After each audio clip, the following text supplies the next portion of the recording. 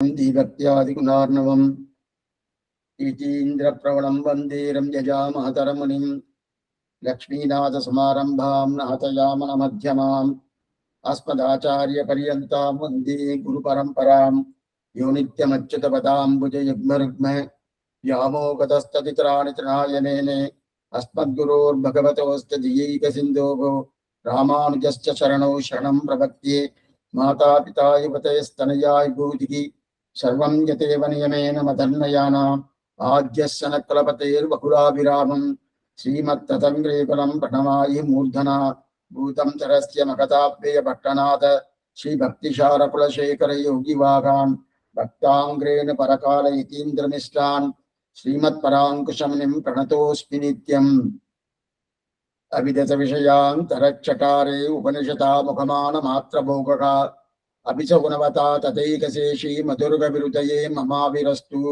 வேரங்கம் நானறியேன் வேதம் தமிழ் செய்த மாறன் ஷடகோபன்வன் குருகூரி ஏரியங்கள் வாழ்வாவின் நேத்தும் மதுரகவியார் எம்மையாழ்வார் அவரே அரண் இன்று தொட்டும் எழுமையும் எம்பிரான் நின்று தன்புகள் ஏத்த அருளினான் குன்றமாடத் திருக்குறுகூர் நம்பி என்றும் என்னை இகழ்விலன் காண்மினேன். இந்த பாசுரமானது ஆச்சரியமான 6ஆம் பாசுரம். கணினி செலுத்தாமலே அதிலே சுவாமி நம்பிலுடைய வியாக்கியானத்தை அநேகமா பெரியவாச்சனுடைய வியாக்கியானத்தோடு ஒற்றி இருப்பதனாலே நம்பிலுடைய வியாக்கியானத்தை அவ்வளவு நம்ம பார்ப்பது கிடையாது. எங்கெங்கெல்லாம் விசேஷமான அர்த்தங்கள் கொடுத்திருக்காரோ அதை நம்ம பார்த்துட்டு இருக்கோம். பெரியவாச்சனுடைய வியாக்கியானம் நம்பில்ல வியாக்கியானம் இரண்டுமே ஒன்றாக கருதப்படுகிறபடியில அந்த நிலைக்கு வந்திருக்கோம். மேற்கொண்டு பெரியவாச்சானுடைய வியாக்கியானத்தை அனுபவிக்க வைத்தோம். அதற்கு நஞ்சிய வியாக்கியானம் என்ன, அந்த நஞ்சியுடைய வியாக்கியானத்தையும் அனுபவிக்க பெற்றோம். இப்பொழுது அழகிய மணவாள பெருமாள் நாயனார், அந்த நாயனாருடைய வியாக்கியானம் அனுபவித்துக் கொண்டிருக்கிறோம். அது முடிவன் தருவாயில இருக்குது. என்று தொட்டும் எடுமையும் எம்பிரான் என்று தன்புகள் ஏத்தருளினான் குன்றமாட திருக்குறுகூர் நம்பி என்றும் என்னை இகழ்விலன் காண்மினே அப்படின்னு தெரிவிக்கிறார். இதுல இன்று தொட்டும் எடுமை என்கிறான். இன்று அங்கீகாரம் பண்ணப்பட்ட என்னைன்னா மதுரகவியாழ்வாரை நம்மாழ்வாரை ஏற்றுக்கொண்டார் இல்லையா, இனி அவர் விடுவதற்கு வாய்ப்பே கிடையாது. அதுல நிறைய விசாரம் பண்ணணும். உனக்கு இந்தந்த சமங்கள் வந்தா அவர் விடுவாரனா விடமாட்டார் அப்படின்னு தெரிவித்தார். நின்று தன்புகள் ஏத்தருளினான். நின்று தன்புகள் ஏத்தருளினான் என்ற சப்தத்துக்கு நிறைய வியாக்கியானங்கள், அதுவும் முக்கியமாக நாயனாருடைய வியாக்கியானத்தை நிறைய அனுபவிக்க பெற்றோம். நிற்கப்பாடிய நெஞ்சில் நிறுத்தினான் என்பது வேறு, நின்று தன்புகள் ஏத்தருளினான் என்பது வேறு. அதுக்கப்புறம் குன்றமாட திருக்குறுகூர் நம்பி, குன்றங்களாலே சூழ்ந்திருக்கக்கூடிய அந்த திருக்குறுகூர் நம்பி என்றும் என்னை இகழ்விலன் காண்மினே அப்படின்னு தெரிவித்தார். அப்பனா நெண்டை இழுத்து இழுத்து பிடித்து தன் புகழ் ஏத்த அவளை நான் தெரிவிக்கிறார். இதுல நம்ம கடைசி பத்தியை நம்ம பார்த்துட்டு இருக்கோம். அதாவது நாயனாருடைய கடைசி பத்தி, என்றும் என்னை இகழ்விலன் காணே, எனக்கு தோஷம் மேலிட்ட போதே குணம் மேலிட்ட போதெல்லாம் வாசிகர என்னை ஆதரிக்கிறனர் நம்பி என்று இகழ்விலன், அவர் என்னை ஆதரிப்பார்கள் அவருடைய பூர்த்தி நிறம் பெறுபடி என் குன்றவித்தாது அம்மாடங்களுக்கு சரணமுண்டாலும் ஆழ்வார் திருவுளம் என்மழிவில் சரியாது அப்படின்னு தெரிவிக்கிறார். ஏன்னா இதற்கு முன்னாடி எதனால ஆழ்வார் மதுரகவி ஆழ்வாரை ஆழ்வார் அங்கீகாரம் பண்ணார்னா, நன்மையால் மிக்க நான்மறையாளர்கள் உண்மையாக கருதுவர் ஆதரின் அன்னையாயத்தனால் என்னை ஆண்டிடும் தன்மையான ஏற்றுன்றான்னு தெரிவிக்கிறோம். அப்ப அதனால இப்ப என்ன ஆயிடுச்சுன்னா, இப்ப இவருக்கு ஏதோ ஒரு குணம் வந்துடுத்து. அப்ப குணம் வந்துடுத்துன்றதுனால இவர் விட்டுடுவாரா அவருன்னு சந்தேகம் வந்துடுச்சு. ஏன்னா என் ஆத்மகுணங்கள்லாம் வந்துடுத்தா, சமதமாதிகள்லாம் வந்துடுத்தா இவருக்கு. ஏன்னா அங்கீகாரம் பண்ணாரணும், பண்ண உடனே அங்கீகாரம் பண்ணிட்டோம்னா இதெல்லாம் வந்துடுத்தானா, அதெல்லாம் ஒண்ணு வரல சுவாமி. ஆனா ஒரு குணம் வந்திருக்கு. என்ன குணம் சுவாமி? ஒரு குணம் இருந்து விட்டுடுவாருன்னா எப்போதைக்கு என்னை விட மாட்டார். ஏன்னா நம்மாழ்வார் அங்கீகாரம் பெற்றப்பட்டார் இல்லையா, அப்ப அந்த குணம் என்னது? அவரால் அங்கீகாரம் பெற்றவன் நான் என்கிற ஒரு குணம் இருக்கணும். அந்த குணம் என்கிட்ட வந்திருக்கு. சரி சுவாமி, குணம் வந்தா விட்டுடுவாருன்னு. ஏன்னா உண்மையாக கருதினபடியாலே தானே உன்னை எடுத்துட்டார். எப்ப உண்மை உண்மையாக கருதினபடியால் எடுத்துட்டாரோ, இப்ப அந்த புண்மை போயிடுத்து குணம் வந்துடுது. குணம் வந்த விடுவாரு உன்னை விட்டுடுவாரான்னா இல்ல, விடமாட்டார். விடமாட்டார். ஏன்னா இதுல என்ன ஒரு குழப்பம்னா, குணம் வந்துட்டா ஆழ்வார் விட்டுடுவாரா? ஏன்னா அந்த குழப்பம் தான் இருக்கு. ஏன்னால தோஷமே இருந்தாலும் ஆழ்வார் கை கொண்டார். குணம் வந்துடுச்சுன்னு வச்சுக்கேன், நல்ல குணம் வந்திருக்கு சுவாமி, மத்த யாராவது பார்த்துக்கணுமே அப்படின்னு விட்டுடுவாரான்னா, இந்த இடத்துல குணம் வந்ததுன்னா என்ன குணம் வந்தது? நம்மாழ்வார் என்னை கை கொண்டாருங்கிற குணம் வந்திருக்கணும். அந்த குணம் வந்திருக்கணும். ஒருவேளை இந்த குணத்தை பார்த்து ஆழ்வார் கைவிட்டுடுவாரா அப்படின்னு ஒரு சந்தேகம். ஏன்னா குணம் இருந்தா அவரு அங்கீகாரம் பண்ண மாட்டார். ஏன்னா உண்மையாக கருதினபடியாலே ஆழ்வார் அங்கீகாரம் பண்ணார். இப்ப உண்மை இல்லை, குணம் வந்துருது. என்ன குணம் வந்துருது? ஒரு குணம் தான் வந்திருக்கு. என்ன குணம் வந்தது? நம்ம ஆழ்வாராலே நான் அங்கீகரிக்கப்பட்டேனுங்கிற குணம் வந்திருக்கு. அந்த குணம் வந்துட்டணும். உடவேற அவர் என்னை கைவிட்டு விடுவாரான்னா இது எப்படின்னா தனக்குத்தானே இருக்கக்கூடிய விரோதம். ஏன்னா அந்த குணமே ஆழ்வார் அங்கீகாரம் பண்ணினாருங்கிற குணம் தானே அது. ஆழ்வார் அங்கீகாரம் ஏன்னா அப்ப அவருக்கு விட்டுட்டா என்னாங்கன்னா அந்த குணம் என்ன பண்ண போயிடும். ஆழ்வார் அங்கீகாரம் பண்ணினாருங்கிற குணம் இருக்கு. அந்த குணம் பண்ணபடியாலே உடனே என்ன ஆகும்? அந்த குணம் போயிடுமோனோ? அந்த குணம் போயிடுத்தனா என்ன ஆகும்? அது உடனே ஒரு போயிடுத்துன மறுபடியும் இவர் தான் அங்கீகாரம் பண்ணி ஆகணும். அப்ப குணம் போயிட்டா அங்கீகாரம் பண்ணலவா? அப்ப அந்த மாதிரி விட்டு விட்டு எல்லாம் ஆழ்வார் பிடிப்பாருன்னா அந்த மாதிரி பிடிக்க மாட்டார். எப்போதுமே பிடித்து கொண்டிருப்பார். அப்ப குணம் இருந்தாலும் பிடிச்சுட்டு இருப்பார். ஏன்னா அந்த குணம் இருக்கிறபடியால் விட்டாருன்னா அந்த குணமும் போயிடுறது தோணும். அதனால விட்டு பாருங்க. இதற்கு ஒரு கேள்வி உண்டு. என்ன கேள்வினா, விபீஷண சரணாகதியின் போது ஒரு கேள்வி. ராமன் விபீஷண அங்கீகாரம் பண்ணான், சரணாதி அங்கீகாரம் பண்ணிட்டான். அதே போல பரதாழ்வான சரணாதி பண்ணினார். சரணாதி பண்ணின போது ராமன் அந்த சரணாகதியை ஏத்துக்கல. ஏத்துக்காடு என்னன்னு கூப்பிட்டான்? ராமா, நீ நாட்டுக்கு வந்துடணும், என்ன தாசன்னு நினைச்சுக்கோ, சகோதரன் நினைச்சுக்கோ, இல்ல என்ன உன்னுடைய தம்பின்னு நினைச்சுக்கோ, என்ன வேணா நினைச்சுக்கோ, நீ வந்துன்னு பிரார்த்திக்கிறான். ஆனா ராமன் வரல. அந்த ராமன் வராதபடியாலே அங்க ஒரு பெரிய விஷயத்தை எடுக்கிறார். தயா பாதுகா சகஸ்திரத்துல சுவாமி வேதாந்த தேசிகர், பாதுகா சகஸ்திரத்துல சுவாமி வேதாந்த தேசிகர் என்னன்னா ஆச்சரியமா ஒரு விஷயம் எடுக்கிறார். என்னன்னா, இந்த பாதுகை ராம பாதுகை இருக்கணும். அந்த பாதுகை கொஞ்சம் அவன் பார்த்துட்டு இருக்கான். பரதன் கூப்பிட்டுருக்கான், ராமன் போறானா இல்லையா. ஏன்னா அது ஒரு பாதுகை ஒரு பரீட்சை வைக்கிறதா. என்ன பரீட்சைன்னா, இந்த மாதிரி பரதன் கூப்பிட்டுருக்கான், போகணுமோனோ, போகலைன்னா என்ன அர்த்தம்? ஒருவேளை நாம இருக்கக்கூடிய பரீட்சையில ராமன் தோத்துட்டான்னா இனி நம்ம ராமனோட இருக்கிறது கிடையாது. அப்ப யாரோட சோம்பறது? பரதனோட போயிடலாம். பரதனோட போயிடலான்னு அப்படின்னு நினைச்சுத்தான். ஆனா அதே தோத்துட்டான் ராமன். என்னன்னா ஒண்ணுமில்ல, பரதனிடத்தில் இருக்கிற வாத்சல்யத்தால திரும்பி ராஜ்யத்துக்கு போறானா, அல்லது வரட்டு பிடிவாதம். என்ன பிடிவாதம்? தந்த சொல்மிக்க மந்திரம் இல்லைன்னு 14 வருஷங்கள் சொல்லியிருக்காரனோ, அதனால போகணுமோனோ.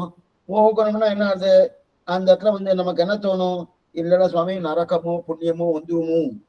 நரக்கம் புண்ணியம்லாம் இருக்கணும், அநேகமா நரக்கம் தான். ஏன்னா இந்த அப்பா தகப்பனாருடைய வார்த்தையை கேட்கலையோ, எப்ப தகப்பனாருடைய வார்த்தையை கேட்கலையோ ஒருவேளை நரக்கம் வந்துடும் பார்த்து பார்த்து அதே நில. ஏன்னா இந்த நரக்கம் வந்துருமோ பார்க்கறது சாமானிய தர்மம். சாமானிய தர்மம் அது மட்டும் இல்ல, வாத்சல்யத்தோடு ஆசிரித வாத்சல்யா இருந்து அவனை ரட்சிப்பதுதான் விசேஷ தர்மம். இப்ப ஏன்னா சாமானிய தர்மம் சாஸ்திரத்தை சொல்லப்பட்ட நிலையோடு பொய் சொல்லப்படாது, எடுத்த காரியத்துல உறுதி வேணும், ஏதாவது ஒரு உறுதி கொடுத்தனா அதை கேட்கணும். ஆனா அதிலே விசேஷமா ஒண்ணு இருக்கு. அந்த விசேஷம் விட்டுனாலே அந்த விசேஷ சப்தத்தை விசேஷத்துக்கு தான் பிரதானம் கொடுக்கணும். இப்ப ராமன் என்ன பண்ணினா, விசேஷத்துக்கு பிராதானியம் கொடுக்காம சாமானிய தர்மமாக இருக்கிற கிருத்தி வாக்கியம், தந்தை சொல்மிக்க மந்திரம் இல்லை என்ற வாக்கியத்தை பிரதானம் எடுத்துட்டானோ. அப்ப ஆசிரித வஸ்திரனா இருக்கிறது விசேஷ தர்மம். அப்பனா ஆசிரிதன் யாரு? பரதாழ்வான். அவன் கூப்பிட்ட விஷயத்துக்கு போயிருக்கணுமோ, அதுதான் விசேஷ தர்மம். ஆனா அந்த விசேஷ தர்மத்தை விட்டு விட்டு என்னன்னா வாத்சல்யத்தை ராமன் என்ன விட்டுட்டானோ. அப்படி இருக்க செய்து என்ன பண்ணிட்டு இந்த பாதுகா இனிமே இவரோடு இருக்க வேண்டாம், இவர் வாத்சல்யத்தோடு இருப்பாருன்னு பார்த்துட்டு இருந்தேன். இவர் என்னமோ பண்ணாரு, என்ன தொகைத்தாரு, எது பண்ணாரு, எத்தனையோ பண்ணியிருக்காரு. பண்ணா கூட நான் பேசாம பொறுத்துன்றதுதான் பேசாம இருந்தேன். ஆனா இப்ப என்ன ஆயிடுத்து, பக்தவத்சலனா இருக்க வேண்டிய ஒரு நிலையிலே, ஆசிரிய வாத்சல்யனா இருக்க வேண்டிய நிலையிலே பரதர் சொன்ன உடனே பரதனோடு போயிருக்கணுமானோ போகாம பித்ரு பரிபாலனம் பித்ரு பரிபாலனம் பித்ரு பரிபாலனம் போயிருக்காரு. இது சரி கிடையாது.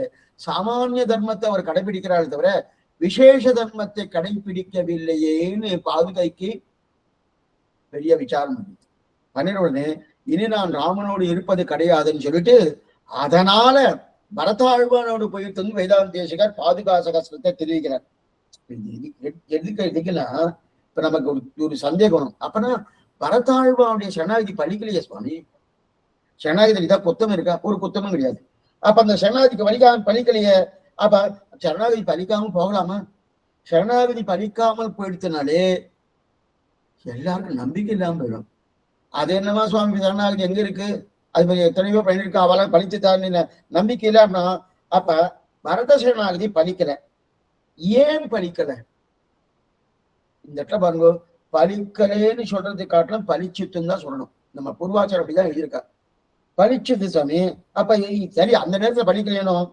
இந்த குழப்பம் என்னன்னா, ராமன் எந்த லட்சியத்தோடு இங்க வந்திருக்கானோ, ராமாவதாரம் பண்ணானோ, எந்த லட்சியத்தோடு இந்த 14 வருஷங்கள் காட்டுக்கு வந்தானோ, அந்த லட்சியத்துக்கு விரோதமாக இருக்கு பரத சரணாகதி. அந்த லட்சியத்துக்கு விரோதமா இருக்கேன்னா, பரதனுக்கு முன்னாடி தேவர்கள் சரணாகதி பண்ணியிருக்கா.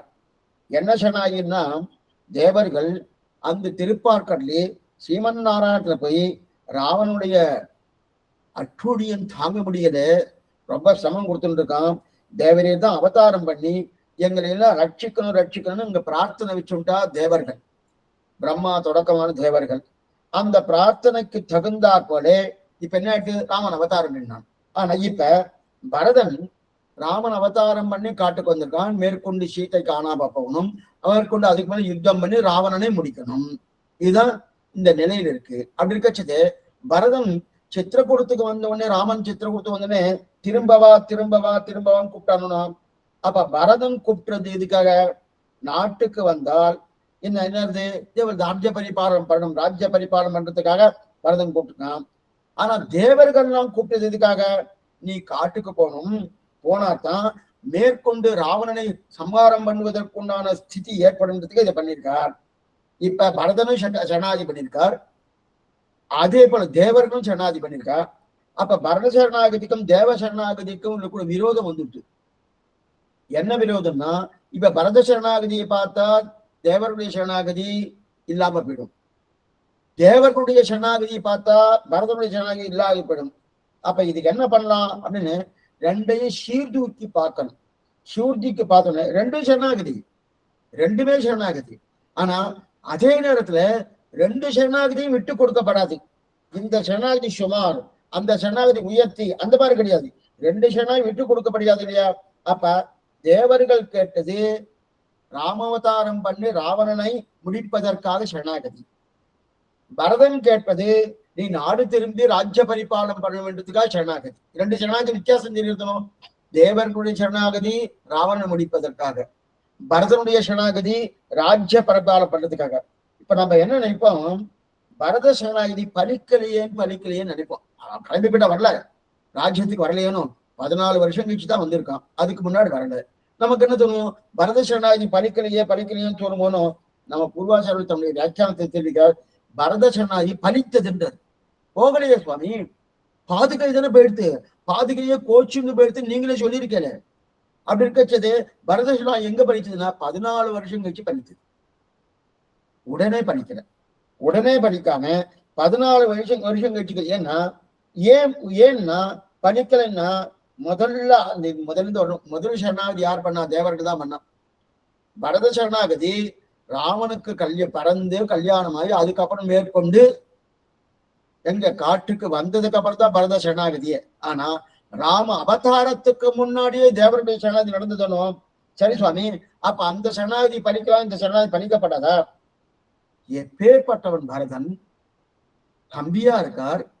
எப்பேற்பட்ட பகவத் வைபவம் படைத்தவன். அப்படி இருக்க செய்து அதுலயும் பாரதந்திரனா பரதாழ்வார் தான் தெரிவிப்பா. இந்த ரிலேஷன் லக்ஷ்மணனு கூட கிடையாது. அப்படி இருக்க செய்து அப்ப பப்பேற்பட்ட பரதன் சரணாதிபதியே பலிக்கலையே சுவாமி. பலிக்கலையேனா பலிக்கலேன்னு சொல்ல வேண்டாம். அப்ப என்ன அர்த்தம்? பலிச்சது.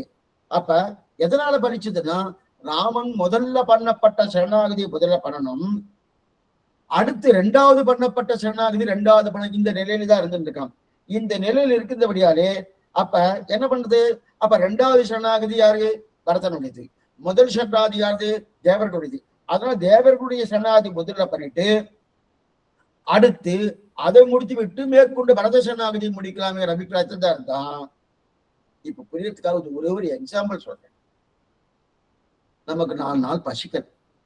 ஆத்துக்கு வந்தோம். வெளியில சாப்பிட மாட்டோம்னு வச்சுக்கோ. ஆத்துக்கு வந்தோம், ஏதோ பெருமாளை பண்ணியாச்சு, பசி உட்காந்து சாப்பிட்டு இருக்கா. தாட்டு யாரும் கதவை தட்டுறா. கதவை போய் திறக்கணும். இப்ப சாப்பிட்டு போய் திறப்போமா இல்ல பசியில இருக்கேன் சாப்பிட்டு போய் திறப்போமா இல்ல உடனே போயிடுவோமா?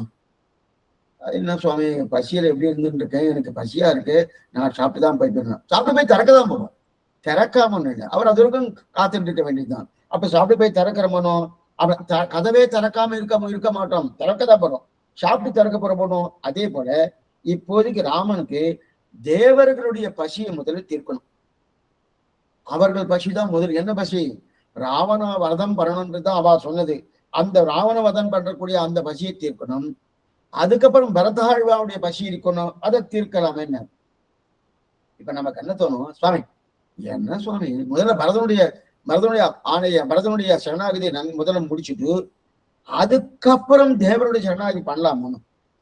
அந்த மாதிரி பண்ணியிருந்தா நல்லா இருக்கும். பரதனுடைய காரியம் முடிஞ்சுட்டு தேவருடைய காரியம் முடிஞ்சுட்டோம்னா இல்ல பரதனுடைய காரியத்தை முடிச்சா பண்ணினா பரதனுடைய சரணாகதி பிரகாரம் நாட்டுக்கு வந்தாச்சுன்னா தேவர்களுடைய சரணாகதியை பலிக்காது. ஏன்னா காட்டுக்கு போனாத்தான் இவர் மறுபடியும் மேற்கொண்டு ராவணவதம் பண்ண முடியும். காட்டுக்கே போகலன்னு வச்சுக்க ராவணவதம் பண்ண முடியாது.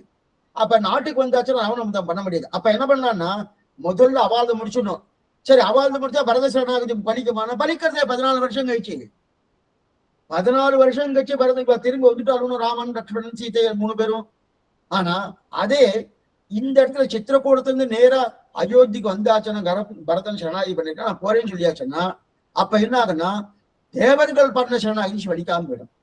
அப்ப ரெண்டுமே விட்டு கொடுக்காம தேவர்கள் பண்ண சரணாகதியும் பலிக்கணும், அதுக்கடுத்து பரதன் பண்ண சரணாகதியும் பலிக்கணும். தேவர்கள் பண்ணக்கூடிய சரணாகதி இப்போதைக்கு அதை முடிச்சுடணும். அப்ப என்னன்னா காட்டுல இருந்து கொண்டு ராவண வதத்தை முடிக்கலாம். அடுத்து 14 வருஷம் கழிச்சு பரத சரணாகதிக்கு உண்டான ஒரு நிலை கொடுக்கலாம்னு தெரிவித்தார். இதத்தான் இந்த மாதிரி உண்டா சுவாமி, இதுக்கு பிரமாணமே இருக்கு. திருமேஷியாளோட ஆசிரமம் தெரிவிக்கிறார். இன்றாக நாளையே ஆக இனிச்சிறது நன்றாக, நீ இன்னைக்கு கொடுத்தாலும் சரி அல்லது நாளைக்கு கொடுத்தாலும் சரி 10 வருஷம் கழிச்சு கொடுத்தாலும் சரி உன் அருள் எனக்கு எப்பொழுதும் இருக்க வேண்டும். இதான் பிரார்த்திக்கிறார் திருமேஷியாளர். இன்றாக நாளையாக இனிச்சிறது நன்றாக தெரிவிக்கிறாரே. அப்பனா நீ கொடுத்தா போறணும் திருப்தியா திருமேஷியாளர் தெரிவிக்கிறாரோ. அப்படிப்பட்ட அந்த இதுக்கு சொன்ன இந்த பாசுரம் இதோட ஒத்து போறது பாருங்க, நன்னா ஒத்து போறது. ஏன்னா பரதனுக்கு 14 வருஷம் கழிச்சு கொடுத்தார், அவளுக்கு கொஞ்ச நாள் கழிச்சு முன்னாடி கொடுத்தார். அவ்வளவுதான். இன்னைக்கு கொடுத்தாலும் சரி, நாளைக்கு கொடுத்தாலும் சரி, அடுத்த மாசம் கொடுத்தாலும் சரி, அடுத்த வருஷம் கொடுத்தாலும் சரி. அதனால பரத சரணாகதி பலிக்கலைன்னு சொல்ல வேண்டாம், பலிச்சிட்டு. அதே போல தேவனுடைய சரணாகதி பலிச்சிருக்கு நல்லாவே தெரியுது. அதே போல விபீஷண சரணாகதி பண்ண இடத்துல நான் கொடுத்தேன் அப்படின்னு ராமன் பண்ணானோ, பரத சரணாகதி ராமன் கொடுத்துருக்கானோ. ஆனா என்ன கொஞ்சம் கால தாமதம் ஆயிருக்கே தவிர இவ்வளவுதான். ஏன்னா ஒண்ணுக்கு ஒண்ணு இந்த 2 சரணாகதி விரோதியான சரணாகதி. இவர் நாட்டுக்கு வந்தாச்சுன்னா ராவணவதம் பண்ண முடியாது, ராவணவதம் பண்ணியாச்சுன்னா அதுக்கப்புறம் கொஞ்சம் நாள் கழிச்சுதான். அதனால இது பண்ணித்தான் தெரிவிக்கிறது. ஆகா இப்ப மேலெழுந்தவார், ஆனா மேலெழுந்தவாரே அர்த்தத்தை பார்த்தோம்னா சரணாகதி பலிக்கலேன்னு சில பேர் சொல்லுவா.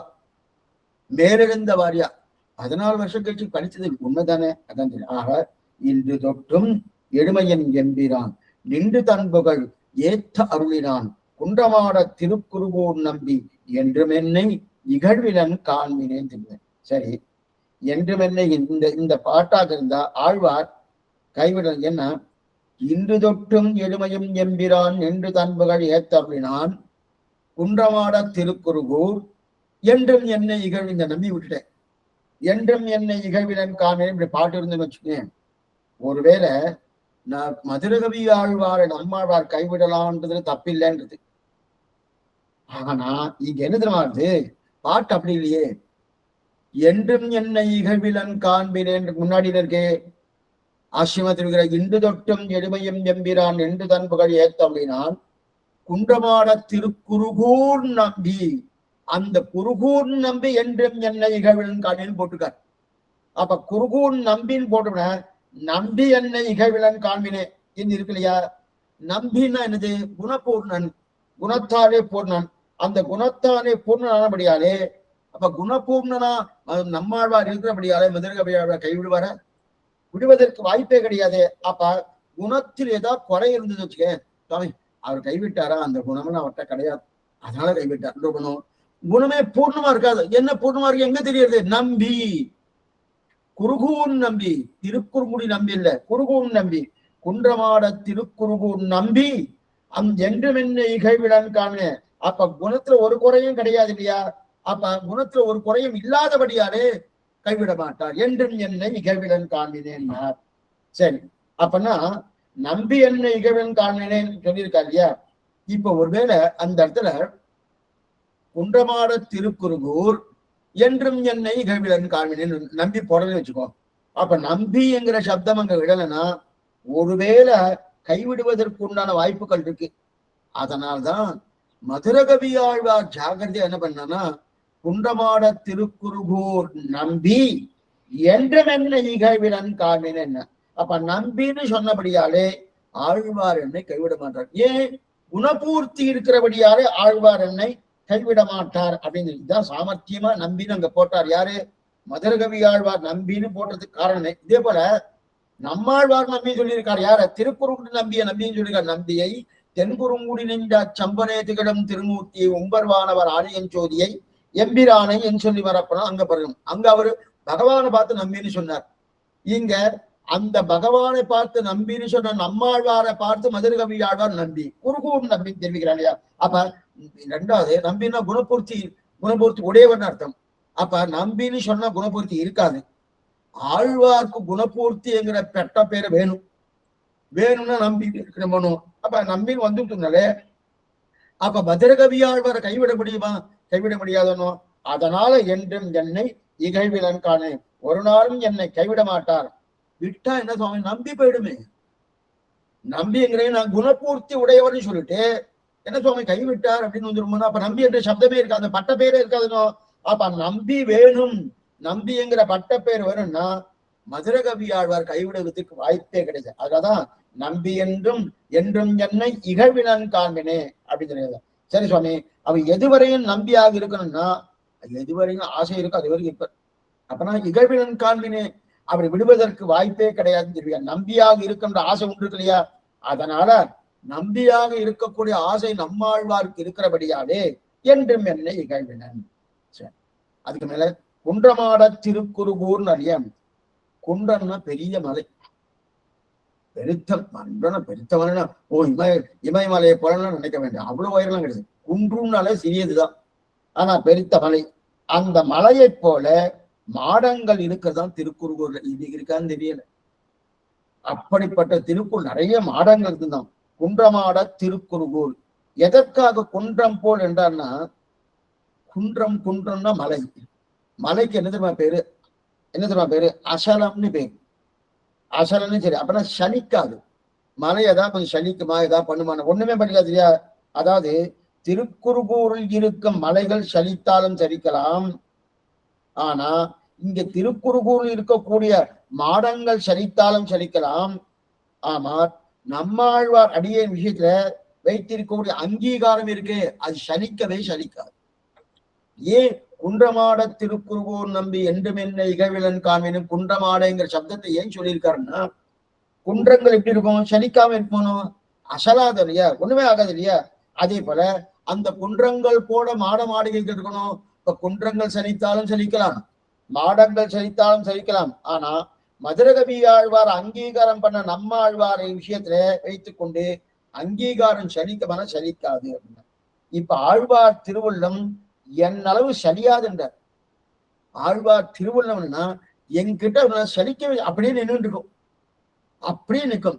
நின்று தன்புகள் ஏத்தமைனான்னு பார்த்தோமோ, இப்ப அந்த நின்ற ஆழ்வார் நம்மாழ்வார் விஷயத்துல வச்சுக்கலாம். என்ன வச்சுக்கலாம்னா, மதுரகவி ஆழ்வார் கை கொண்டு இனி அப்படியே இனி விடுவது கிடையாது. அந்த சலிக்காம இருக்குது, அந்த அசலம்னு பேர். அந்த அசலமான தன்மை எனக்கு வந்துட்டு, யாருக்கு வந்துட்டு? நம்மாழ்வாருக்கு வந்துட்டு வந்து என்ன அங்கதான் குன்றமாட திருக்குறுகூர் நம்பி. அவ குன்றங்கள் எப்படி சலிக்காம இருக்குதோ அதே போல அசலம்னு பேரு. அதே போல நம்மாழ்வார் மதுரகவி ஆழ்வார் கை கொண்டது சலியாமல் எப்பொழுதும் கை கொண்டே இருப்பார். இந்த நிலையில இருக்கு. இதுக்கு இந்த மாதிரி சலிக்காம நிக்கிறவா யாரா இருக்காளா? அந்த மாதிரி உண்டான்னா ஆசையான ஒரு விஷயம், ஆச்சரியமான ஒரு விஷயம் என்னன்னா, 6ஆம் 10 2ஆம் திருவாய்மொழி நம்மாழ்வார். அதுல அது மின்னிடை மடவார்கள் முன்னர்கள் சொல்றது ஊழல் பாசனம் பேரு. என்னுடைய பந்தும் கடலும் தந்து போகு நம்பி. பகவான் ஒரு நேரத்துக்கு வரணும், வரல. வராதபடி அவர் நம்ம லேட் பண்ணிட்டார். லேட் பண்ணபடி அளவு தோட்டத்துல இருந்துருக்கா பராங்குஷ நாயகி அவர் தோழிகளோடு. பராங்குஷன தோழிகளோடு இருக்கச்சே கொஞ்சம் நாழி கழிச்சு வந்தாரணும். வந்தபடியால உள்ள வர வேண்டாம் அப்படின்னு தோழிகிட்ட சொல்லி வச்சுட்டேன்.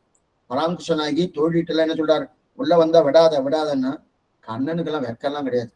கூப்பிட்டாலும் கூப்பிடல நேரம் வந்துவார்.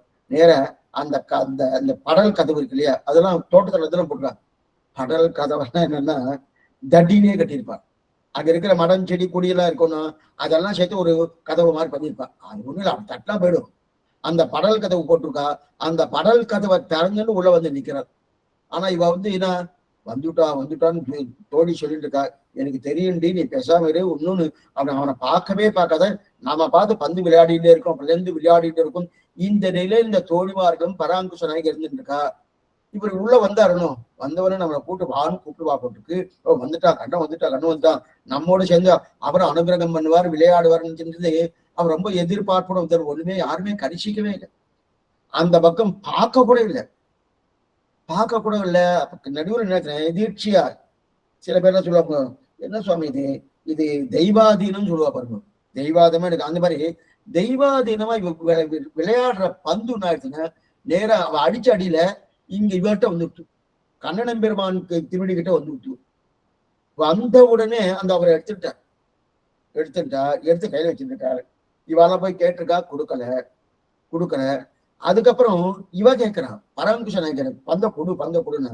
என்னுடைய பந்தும் கடலும் தந்து போகு நம்பி. என்னுடைய பந்து, இந்த வார்த்தை வரவே படாது நம்ம சம்பிரதாயத்துல. என்னுடையது வரணும், அகங்காரம் அமக்காரம்னு அர்த்தம். அமங்காரம் அமக்காரம்னா அப்ப நான் கையை விட்டுருவான். அப்பனா நான் இந்த என்னுடைய பந்தங்களும் தந்து போகுன்னு நம்பி சொன்னபடியாலே ஒருவேளை இதை கொடுத்து போனோ என்கிற அபிப்பிராயத்துல பராங்குஷ நாயகி இந்த வார்த்தையை சொன்னா, அப்ப கூட அவர் நல்லா தெரிஞ்சு வச்சுட்டு கொடுக்கவே இல்லை இந்த விசாரம் நடந்துட்டு இதுக்குதான் என்ன பிரணயரோஷன்னு பேரு. இதுக்கு பிரணயரோஷன்னு பேரு. அந்த பிரணயரோஷத்தை இந்த மாதிரி பிரணயரோஷத்தை முடிக்கிறானோ இதுல இந்த பதிகத்துல மின்னடை மடவார்கள் நின்னருள் சூடுவார் முன்பு நான் அதஞ்சுவன் மண்ணுடை இலங்கை அலங்காய்ந்த மாயவனே உன்னுடைய சுண்டாயம் நான் அறிவன் இனி அது கொண்டு செய்வதின் என்னுடைய பந்தங்களும் தந்து போகு நம்பி.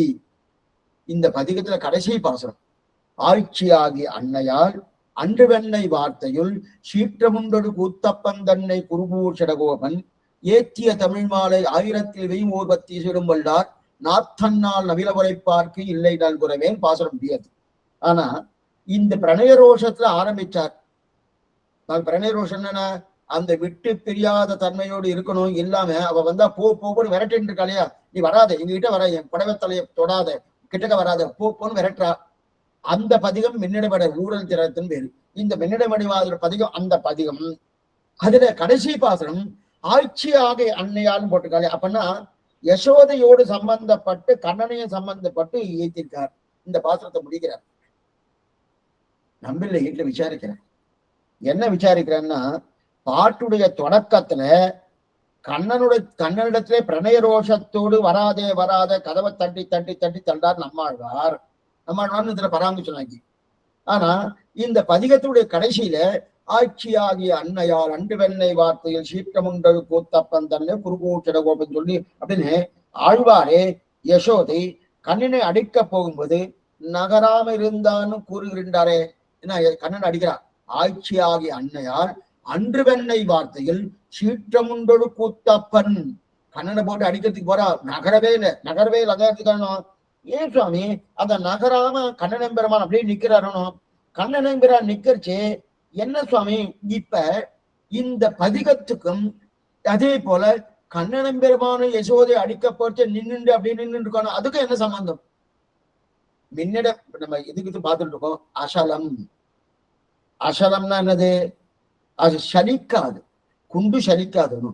அதே போல மதுரகவி ஆழ்வார் அங்கீகாரம் நான் பண்ணினேன், நான் சலிக்க மாட்டேன், இனி அவரை கைவிடுவது கிடையாது என்று என்னை இகழ்விலன் காண்மினே, இனி அவரை கைவிடுவது கிடையாது என்கிற நிலையில் தான் இருந்திருக்கு. அதற்குத்தான் இந்த திருஷ்டாந்தம் எடுக்கணும். ஆட்சி ஆகிய அன்னையால் அன்று வெண்ணை வார்த்தையில் சீற்றம் உண்டடு கூத்தப்பந்தன்னை குருகூஷடகோபன் தெரிவிக்கிறார். இப்ப நம்பில இதுல விசாரிக்கிறார். இங்க பிரணயரோஷத்தோடு கண்ணன் பெறும் வந்தாலே போ போ போ போன்னு சொல்லி கதவடைச்சாலே, இப்ப ஏன் கண்ணனோடு யசோதைக்கும் சம்பந்தப்பட்டு அந்த யசோதை அடிக்க வரச்சே நகராம நின்றான்னு தெரிவிக்கிறாளே, இதுக்கும் அதுக்கும் என்ன சுவாமி சம்பந்தம்? இவர் பிரணயரோஷத்தோடு அப்படின்னா காதல் வேகத்தோடு நீ வராதே, என் புடவை தலைப்பு பிடிக்காத, போ வெளியில போ, இந்த தோட்டத்தோடு வெளில போன்னு சொல்லிட்டு இருக்கா பராமரிச்சு. அதுக்கும் அந்த யசோதை பிராட்டி கண்ணனை ஏதோ ஒண்ணு பண்ணிருக்கான், ஆனா அடிக்கிறா. அடிக்கச்சே நகராது, இங்கே நின்று அப்படின்னு சொல்லிருக்கான், நிக்க வச்சு அடிக்கிறாருன்னா அதுக்கு இதுக்கும் என்ன சம்பந்தம் கேட்டுட்டார். இந்த கண்ணன் சனன் கேட்டுனா ஆசிர்வாதி ஆட்சி ஆகிய அன்னையாந்திருக்கிறா என்ன சம்பந்தம்னா கேட்டுண்டு ஒண்ணுமில்லை. யசோத கயிறால கட்டி வச்சு அடிக்க என்ன பண்ணா, யசோத கயிறால கட்டி வச்சாலும் கட்டி வச்சு அடிக்கிறாருன்னா அடிக்க இவரால் நகர முடியல. கயிறத்து கட்டி இருக்கல, நகர முடியல. இதைத்தான் கோபால விம்சத்தின்னு ஆச்சரியமான கிரந்தம் வேதாந்தேசிகர் பண்ணியிருக்கார். நாபகச்சன்னு நஜிட்டன்னு மித்யாபவா தபதி நயனநயனை அப்படின்னு கோபால விம்சத்திரி நாகபச்சன்னு நஜிட்டன்னு அப்படின்னு இருக்கிறார். இந்த இடத்த விட்டு நகரல.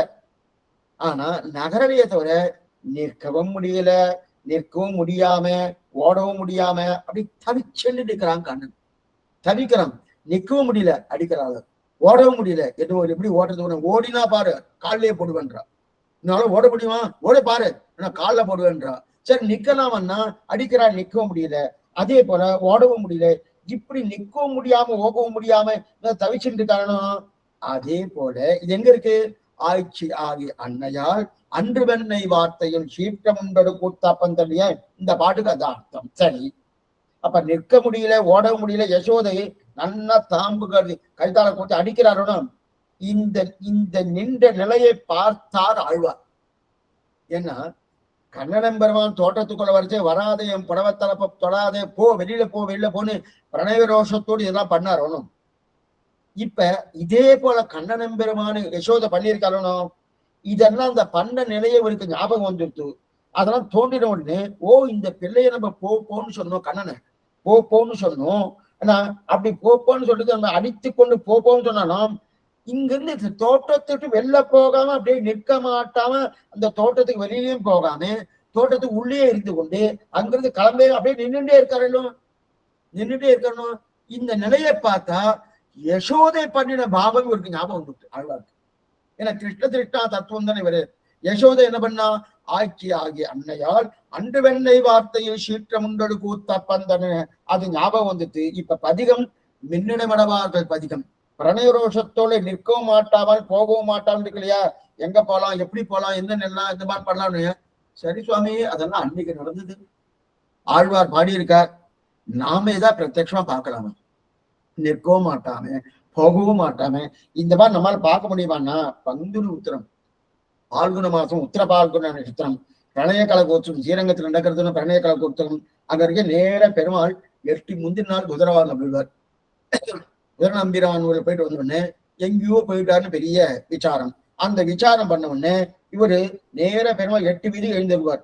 8 வீதி போய் திரும்பி வரச்சே தாயார் தடால்னு கதவை சாத்துறார். பார்த்துக்கோமனும் பிரணய கழகம் பங்குனி உத்திர நன்னாள் தாயார் நம்மனா தடா 3 தடவை சாத்துறான். ஒரு தடவை இல்ல, 3 தடவை. போறார், கதவை சாத்துறான், போறார், கதவை சாத்துறான், போறா, கதவை சாத்துறான். சரி சுவாமி, அங்கேயே நிக்கட்டுமே, அவன் திரும்பி திரும்பி வர, அங்கேயே நிக்கட்டும்னா என்ன, இல்லைன்னா போகட்டுமே. ஒண்ணு நிக்கணும், இல்ல போகணும்னா போறார் திரும்பி வரார், போறார் திரும்பி வர, இது பண்றது இல்லையே. நிற்க மாட்டாவும் போகவும் மாட்டாமே. எப்படி? ஆட்சியாகி அன்னையால் அண்டு வெண்ணை வார்த்தையில் சீற்றமுண்டொடு கூத்தப்பன் தன்னை, அந்த பதிகத்திலே, அந்த பாசுரத்திலே கண்ணனம் பெருமானு எப்படி நிற்கோ மாட்டு அடிச்சுட்டு இருக்கா, அவன் நிற்க முடியாம ஓடவும் முடியாம என்ன பண்றது தெரியாம எப்படி தவிச்சுட்டு இருந்தாரோ, அதே போல மின்னலை வடவார்கள் பாசுரத்திலே கண்ணனை பார்த்து போ போ, என்னுடைய பந்தும் கழனும் தந்து போகு நம்பி, போ நம்பி, போ நம்பின்னு எப்படி சொன்னாலோ, அதே போல பங்குனி உத்திரத்தந்து அங்க ஸ்ரீரங்கநாச்சியார் கதவை சாத்தி சாத்தி போ போன்னு தலைக்கு தடை கட்டுறா. இவர் போலாம் இல்லையா, சரி நாச்சியார் போபாருன்னு போயிடும், போயிருக்கணும், போகல. சரி, அங்கேயாவது நிக்கலாம். நின்றுதான் கதவை திறப்பான, திறக்க மாட்டான். போயாச்சான்னு பாப்பா, போயாச்சுன்னா அப்பதான் கதை திறப்பான். நின்றுதான் கதை திறப்பணும். இதத்தான் ஞாபகச்சன்னு நனிஷ்டன்னு கோபால விஷயத்திலே சுவாமி வேதாந்தேசிக்கு தெரிவிக்கிறார். அப்ப ஒரு இடத்துல நிற்கவும் முடியாம போகவும் முடியாம நிக்கலாமா, போலாமா, எப்படி பண்ணலாம், ஏது பண்ணலாம் அப்படின்னு இருக்கிறாங்க. சரி, யாராவது கதவை திறப்பானா, சரி போலாமா, சரி சுவாமி அங்கேயே நிக்க மாட்டேன்னா, நின்னா கதவை திறக்க மாட்டான். சரி போகலாமேன்னா, பண்ண தப்பு போக விடல. பண்ண தப்பு இவர் தப்பு பண்ணியிருக்காருன்னா போனா இன்னும் சரியா இன்னும் நிறைய கோவம் வந்துருமா, போக விடல. என்ன பண்றது, நிற்கவும் மாட்டான், போகவும் மாட்டேன் பண்ணாரணும். அதே போல நம்மாழ்வார் தோட்டத்துக்கு வெளியே இருந்து கொண்டு வெளில வர, உள்ள வராத போன்னு சொல்றாரணும். அப்ப அங்க என்ன பண்ணான் கண்ணன், நிற்கவும் மாட்டல போகவும் மாட்டல பண்ணிட்டு தானோ. அதே போல சரி சுவாமி போயிட்டா என்ன சுவாமி, என்ன போயிட்டு அவர் கிடைக்க மாட்டாரு. யாரு? நம்மாழ்வார் கிடைக்க மாட்டாரு. நம்மாழ்வாருக்கு பகவான் கொஞ்சம் நல்லா புரிஞ்சுக்கணும். ஏன்னா இப்ப நம்ம என்ன இருக்கிறோம், கண்ணன் தான் உள்ள வர்றான், போன்னு விரட்டுறார். விரட்டுற உடனே இந்த விரட்டும் போது சரி ஆழ்வார் பிடிக்கல போட்டு நம்ம போலாம் அப்படின்னு போயிட்டு இருக்கணும். ஆழ்வார் வேணுமே எனக்கு, கண்ணன் பெருமான் ஆழ்வார் கிடைக்க மாட்டாரு. அதனால என்ன பண்ணாரு, அதனால போகவும் முடியல, நிற்கவும் முடியல. அப்ப என்ன பண்றாரு, போக முடியாது, அப்படியே தவிக்கிறாரணும். அந்த தவிக்கக்கூடிய தன்மை. அப்ப தன்கிட்ட இவர் அடிபட்ட உரித்த அந்த தவித்த ஆழ்வார் முதல் பாட்டில் வச்சுட்டார். மின்னடை மடவார்கள் நென்னரல் சூடுவான் முன்பு நான் அதஞ்சிவன். தன்கிட்ட பார்த்து அந்த எம்பெருமான் கண்ணன் பெருமான் தவிப்பை முதல் பாட்டில் வச்சுட்டார். இது எப்படி இருக்குன்னு யோசிச்சு பார்த்தார். யசோத பண்ணியிருக்காளே, யசோம்பு தாம்பு எடுத்து கட்டி அடிக்கும் போது போகவும் மாட்டாம நிற்கவும் மாட்டாம தவிச்சுட்டதுனோ அதே போல இருக்குன்னு ஞாபகம் வந்த உடனே அதுக்கு தகுந்தாப்போல பாசனத்தை அமைச்சார். ஆட்சியாகி அன்னையால் அன்று வெண்ணை வார்த்தையுள் சீற்றமுண்டொடு கூத்தப்பன் தன்னை குருகூசரப்பன் பாட்ட முடிச்சிட்டார். இப்ப இந்த பாசுரத்துக்கு, இந்த பதிகத்துக்கு தொடக்கம் மின்னடை மடவார்கள் தொடக்கம். அந்த பதிகத்துக்கு முடிவு ஆட்சியாக அன்னையால் அன்று வெண்ணை வார்த்தையின் முடிவு. எதற்கு இது என்ன, அசலத்துவம். நகரமாற்றாம இருந்தாரணும். மின்னடை மடவார்கள் உள்ள வரச்சே போ போ போ அப்படின்னு சொன்னா கூட நகராம அங்கே நின்று இருந்தாரணும். இப்ப என்ன, அந்த தன்மையை பெருமாள் காட்டிட்டாரணும். அந்த தன்மையை பெருமாள் காட்டினாரே இந்த மாதிரி உண்டா அப்படின்னு ஆழ்வார் யோசனை பண்ண, அந்த யோசனைக்கு தகுந்தாற் போல யசோதை இந்த மாதிரி கண்ணனை அடிச்சிருக்காரனோ. அந்த ஞாபகம் வந்த உடனே இந்த பதிகத்தை பாடினார். ஆட்சியாவி அன்னையால் அன்று கண்ணை வார்த்தையில் சீற்றமுண்டொடு கூத்தப்பந்தனை துவித்தார். இத சுகர் பாகவதத்துல தெரிவிக்கிறார். என்ன தெரிவிக்கிறார், யசோதை சொல்றான், ஏ கண்ணா உன்னால முடிஞ்சா ஓடிப்பார், உன்னால என்ன அவ்வளவு கோபம் யசோதைக்கு, உன்னால முடிஞ்சா ஓடிப்பார்னு யசோதை சொல்ல உடனே ஓடலாமா சொல்லி காலை அடிக்கிறான். ஓடினா காலிலே போடுவேன், ஓடினா காலிலேயே போடுவேன்ருக்கா. இப்ப அந்த பிள்ளைக்கு ஓடுறதா, இவ இன்னும் ஓடுன்னு சொல்றா. ஓடுன்னு சொன்னா ஓடுனா காடுல போடுன்னு சொன்னா, அப்ப ஓடினா உதைப்பேன்னு சொல்றது. என்னதான் பண்றது, ஏதுதான் பண்றது, இப்படியே இருக்கிறதா ஓடுறதா ஒண்ணும் தெரியாம தவிச்சுண்டு ஓடவும் மாட்டாமல் நிற்கவும் மாட்டாமல் தவிச்சுட்டு இருந்தா இல்லையா, இருந்திருந்தாரணும். இதெல்லாம் எதுக்கு சுவாமி சொன்னேன்னு, இந்த மாதிரி எங்க ஆழ்வார் ஒண்ணுமே இல்லைன்னு அவன் இவ்வளவு தூரம் சொல்லிட்டு இதுதானே. இந்த மாதிரி மதுரகவி சொல்லுதுன்னா இதெல்லாம் ஒண்ணுமே கவலையே இல்லை எங்ககிட்ட. ஏன்னா ஓட விடுவது, ஓடுவது, அடிப்பது, நிற்காதுன்னு சொல்லுது, இதெல்லாம் ஏதாவது எங்க ஆழ்வார்ட்ட இருக்கா, ஒண்ணுமே கிடையாது. ஏன் சுவாமி எது எப்படி எதிராக குன்றமாடங்கள் சூழ் குன்றமாட திருக்குறுகூர் நம்பி குன்றமாடது மலை போல துளியும் சலிக்காம நிற்கிறாரு. என்ன நிற்கிறாரு? இந்த மதுர கவியாழ்வார் அங்கீகாரம் பண்ணினது இனி அவரை கைவிடுவது கிடையாது இல்லையா. இப்ப என்ன ஆயிடுச்சு? ஓடின்னு இருக்கான், சலிக்கிறான், ஏதோ பண்ணிட்டு இருக்கானோ, அந்த மாதிரிலாம் கிடையாது. குன்றமாட திருக்குறுகூர் நம்பி அப்படிப்பட்ட இந்த மாதிரி கண்ணநம்பெருமான் நம்மாழ்வார் எல்லாம் சிரமப்பட்டாரு. அந்த மாதிரி சிரமம் எல்லாம் எனக்கு நம்மாழ்வார் கொடுக்குறாரு. இதை நம்மாழ்வார்ல கண்ணன் இந்த மாதிரி கொடுத்துருக்கான். அதே போல யசோதைக்கு கண்ணன் இந்த மாதிரி கொடுத்துருக்கான். ஆனா இந்த சிரமங்கள்லாம் எனக்கு அது பிரதம பர்வ நிட்டை, இது சர்ம பர்வ நிட்டை. சர்ம பர்வனுடைய ஏதாவது ஓடணுமா, அடிக்கணுமா, ஏதாவது பண்ணணுமா, ஒண்ணுமே இல்லையே. ஏன்?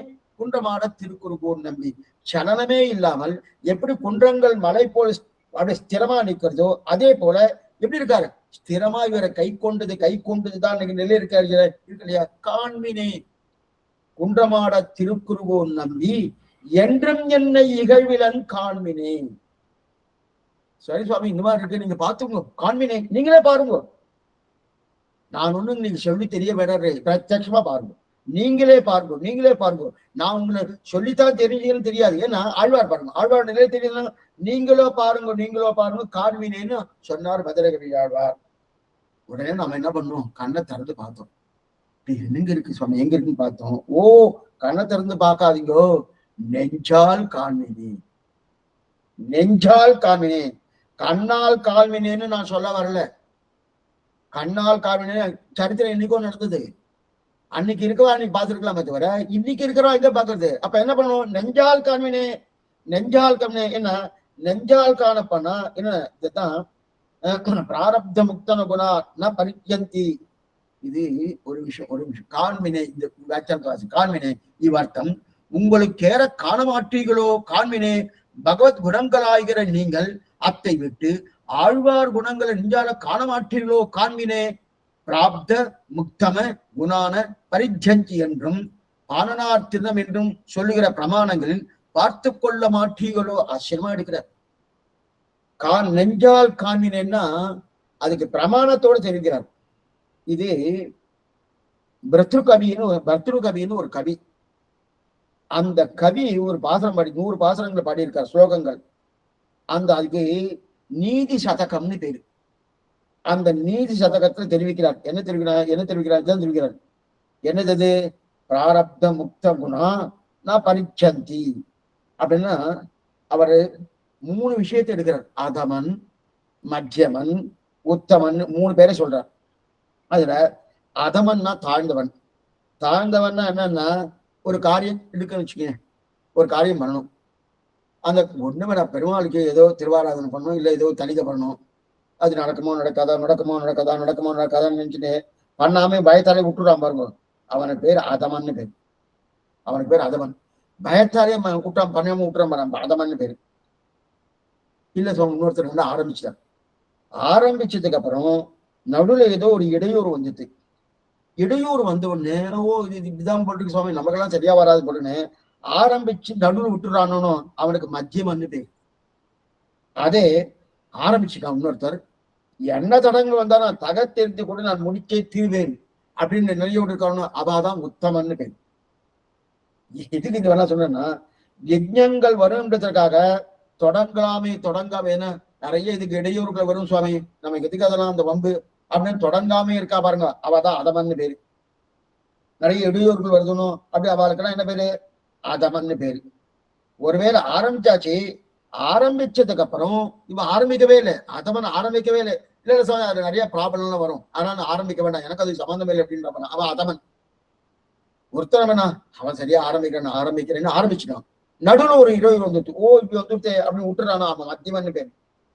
என்ன தளங்கள் வந்தாலும் என்ன வந்தாலும் நான் வந்து என்ன விக்னங்கள் வந்தாலும் அதை நான் நிச்சயமா நான் வந்து தகர்த்தெறிந்து கொண்டு அதை முடித்தே தீர்வேன்னு ஒரு வைராக்கியம் வச்சுட்டு இருக்கணும், அவன் உத்தமன்னு பேரு. அப்பனா விக்னங்கள் வரும் என்பதனாலே தொடங்காம இருக்கிறவன் நீச்சன்.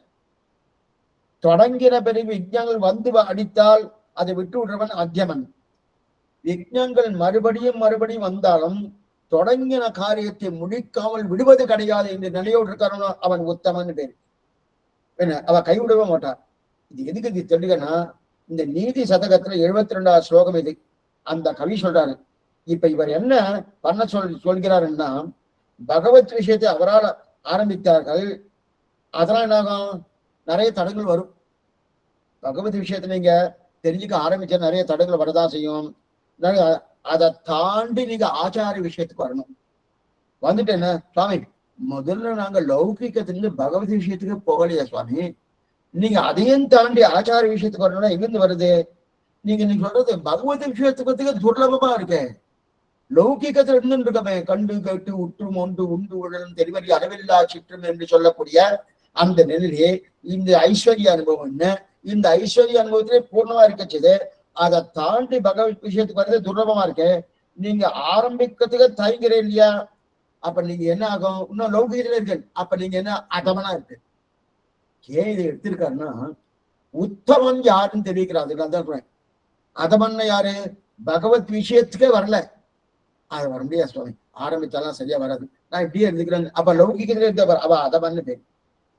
ஆனா ஆரம்பிச்சுட்டா நன்னா 2-3 தடவை நன்னா ஆரம்பிச்சா, ஆச்சாரன்ட்டு எல்லாம் போயிட்டு வந்தா, 2-3 தடவை ஆச்சாரன்ட்டு போயிட்டு வந்தா, போட்டு வந்தேன். அவர் அடிக்கடி சொல்லிருக்க, மோட்சம் கொடுக்கணும், மோட்சம் தான் பிரதானம், வேற எதுவும் நீ பிரார்த்திக்க கூட, மோட்சம் தான் பிரதானம், மோட்சம் தான் கூடாதுன்னு சொல்லிட்டே இருக்கு. ஆச்சாரனுக்கு அதான் முக்கியம், வேற எதுவும் பண்ண மாட்டார். அவரு ஆத்ம உஜ்ஜீவனத்தை தான் காப்பாறது வரை சரீரத்தை பார்க்க மாட்டார். அப்படி இருக்கச்சது அவருக்கு ஆத்ம உஜ்ஜீவனா மோட்சம் போகணும்னா சொல்லிட்டு இருக்காரு. இப்ப இந்த பிள்ளையான என்ன பண்ணா, என்ன சுவாமி அவட்ட பண்ணா மோட்சம் மட்டும் தான் கொடுப்பாராம், மற்றதெல்லாம் எனக்கு தேவையே சாமி, இந்த லோகத்துல எப்படின்னா தேவையணும். அப்ப நான் பெருமாள்கிட்டே திருப்பி வந்துடுறேன்னு சொல்லி வந்துடுறான் பண்ணும், திரும்பி வந்துடுறானோ. அவன் என்னன்னா ஆரம்பிச்சுட்டான், ஆச்சாரிட்ட போகணும்னு ஆரம்பிச்சுட்டான். முதல் व्यक्ति முதல் அதிகாரி ஆரம்பிக்கவே இல்லை.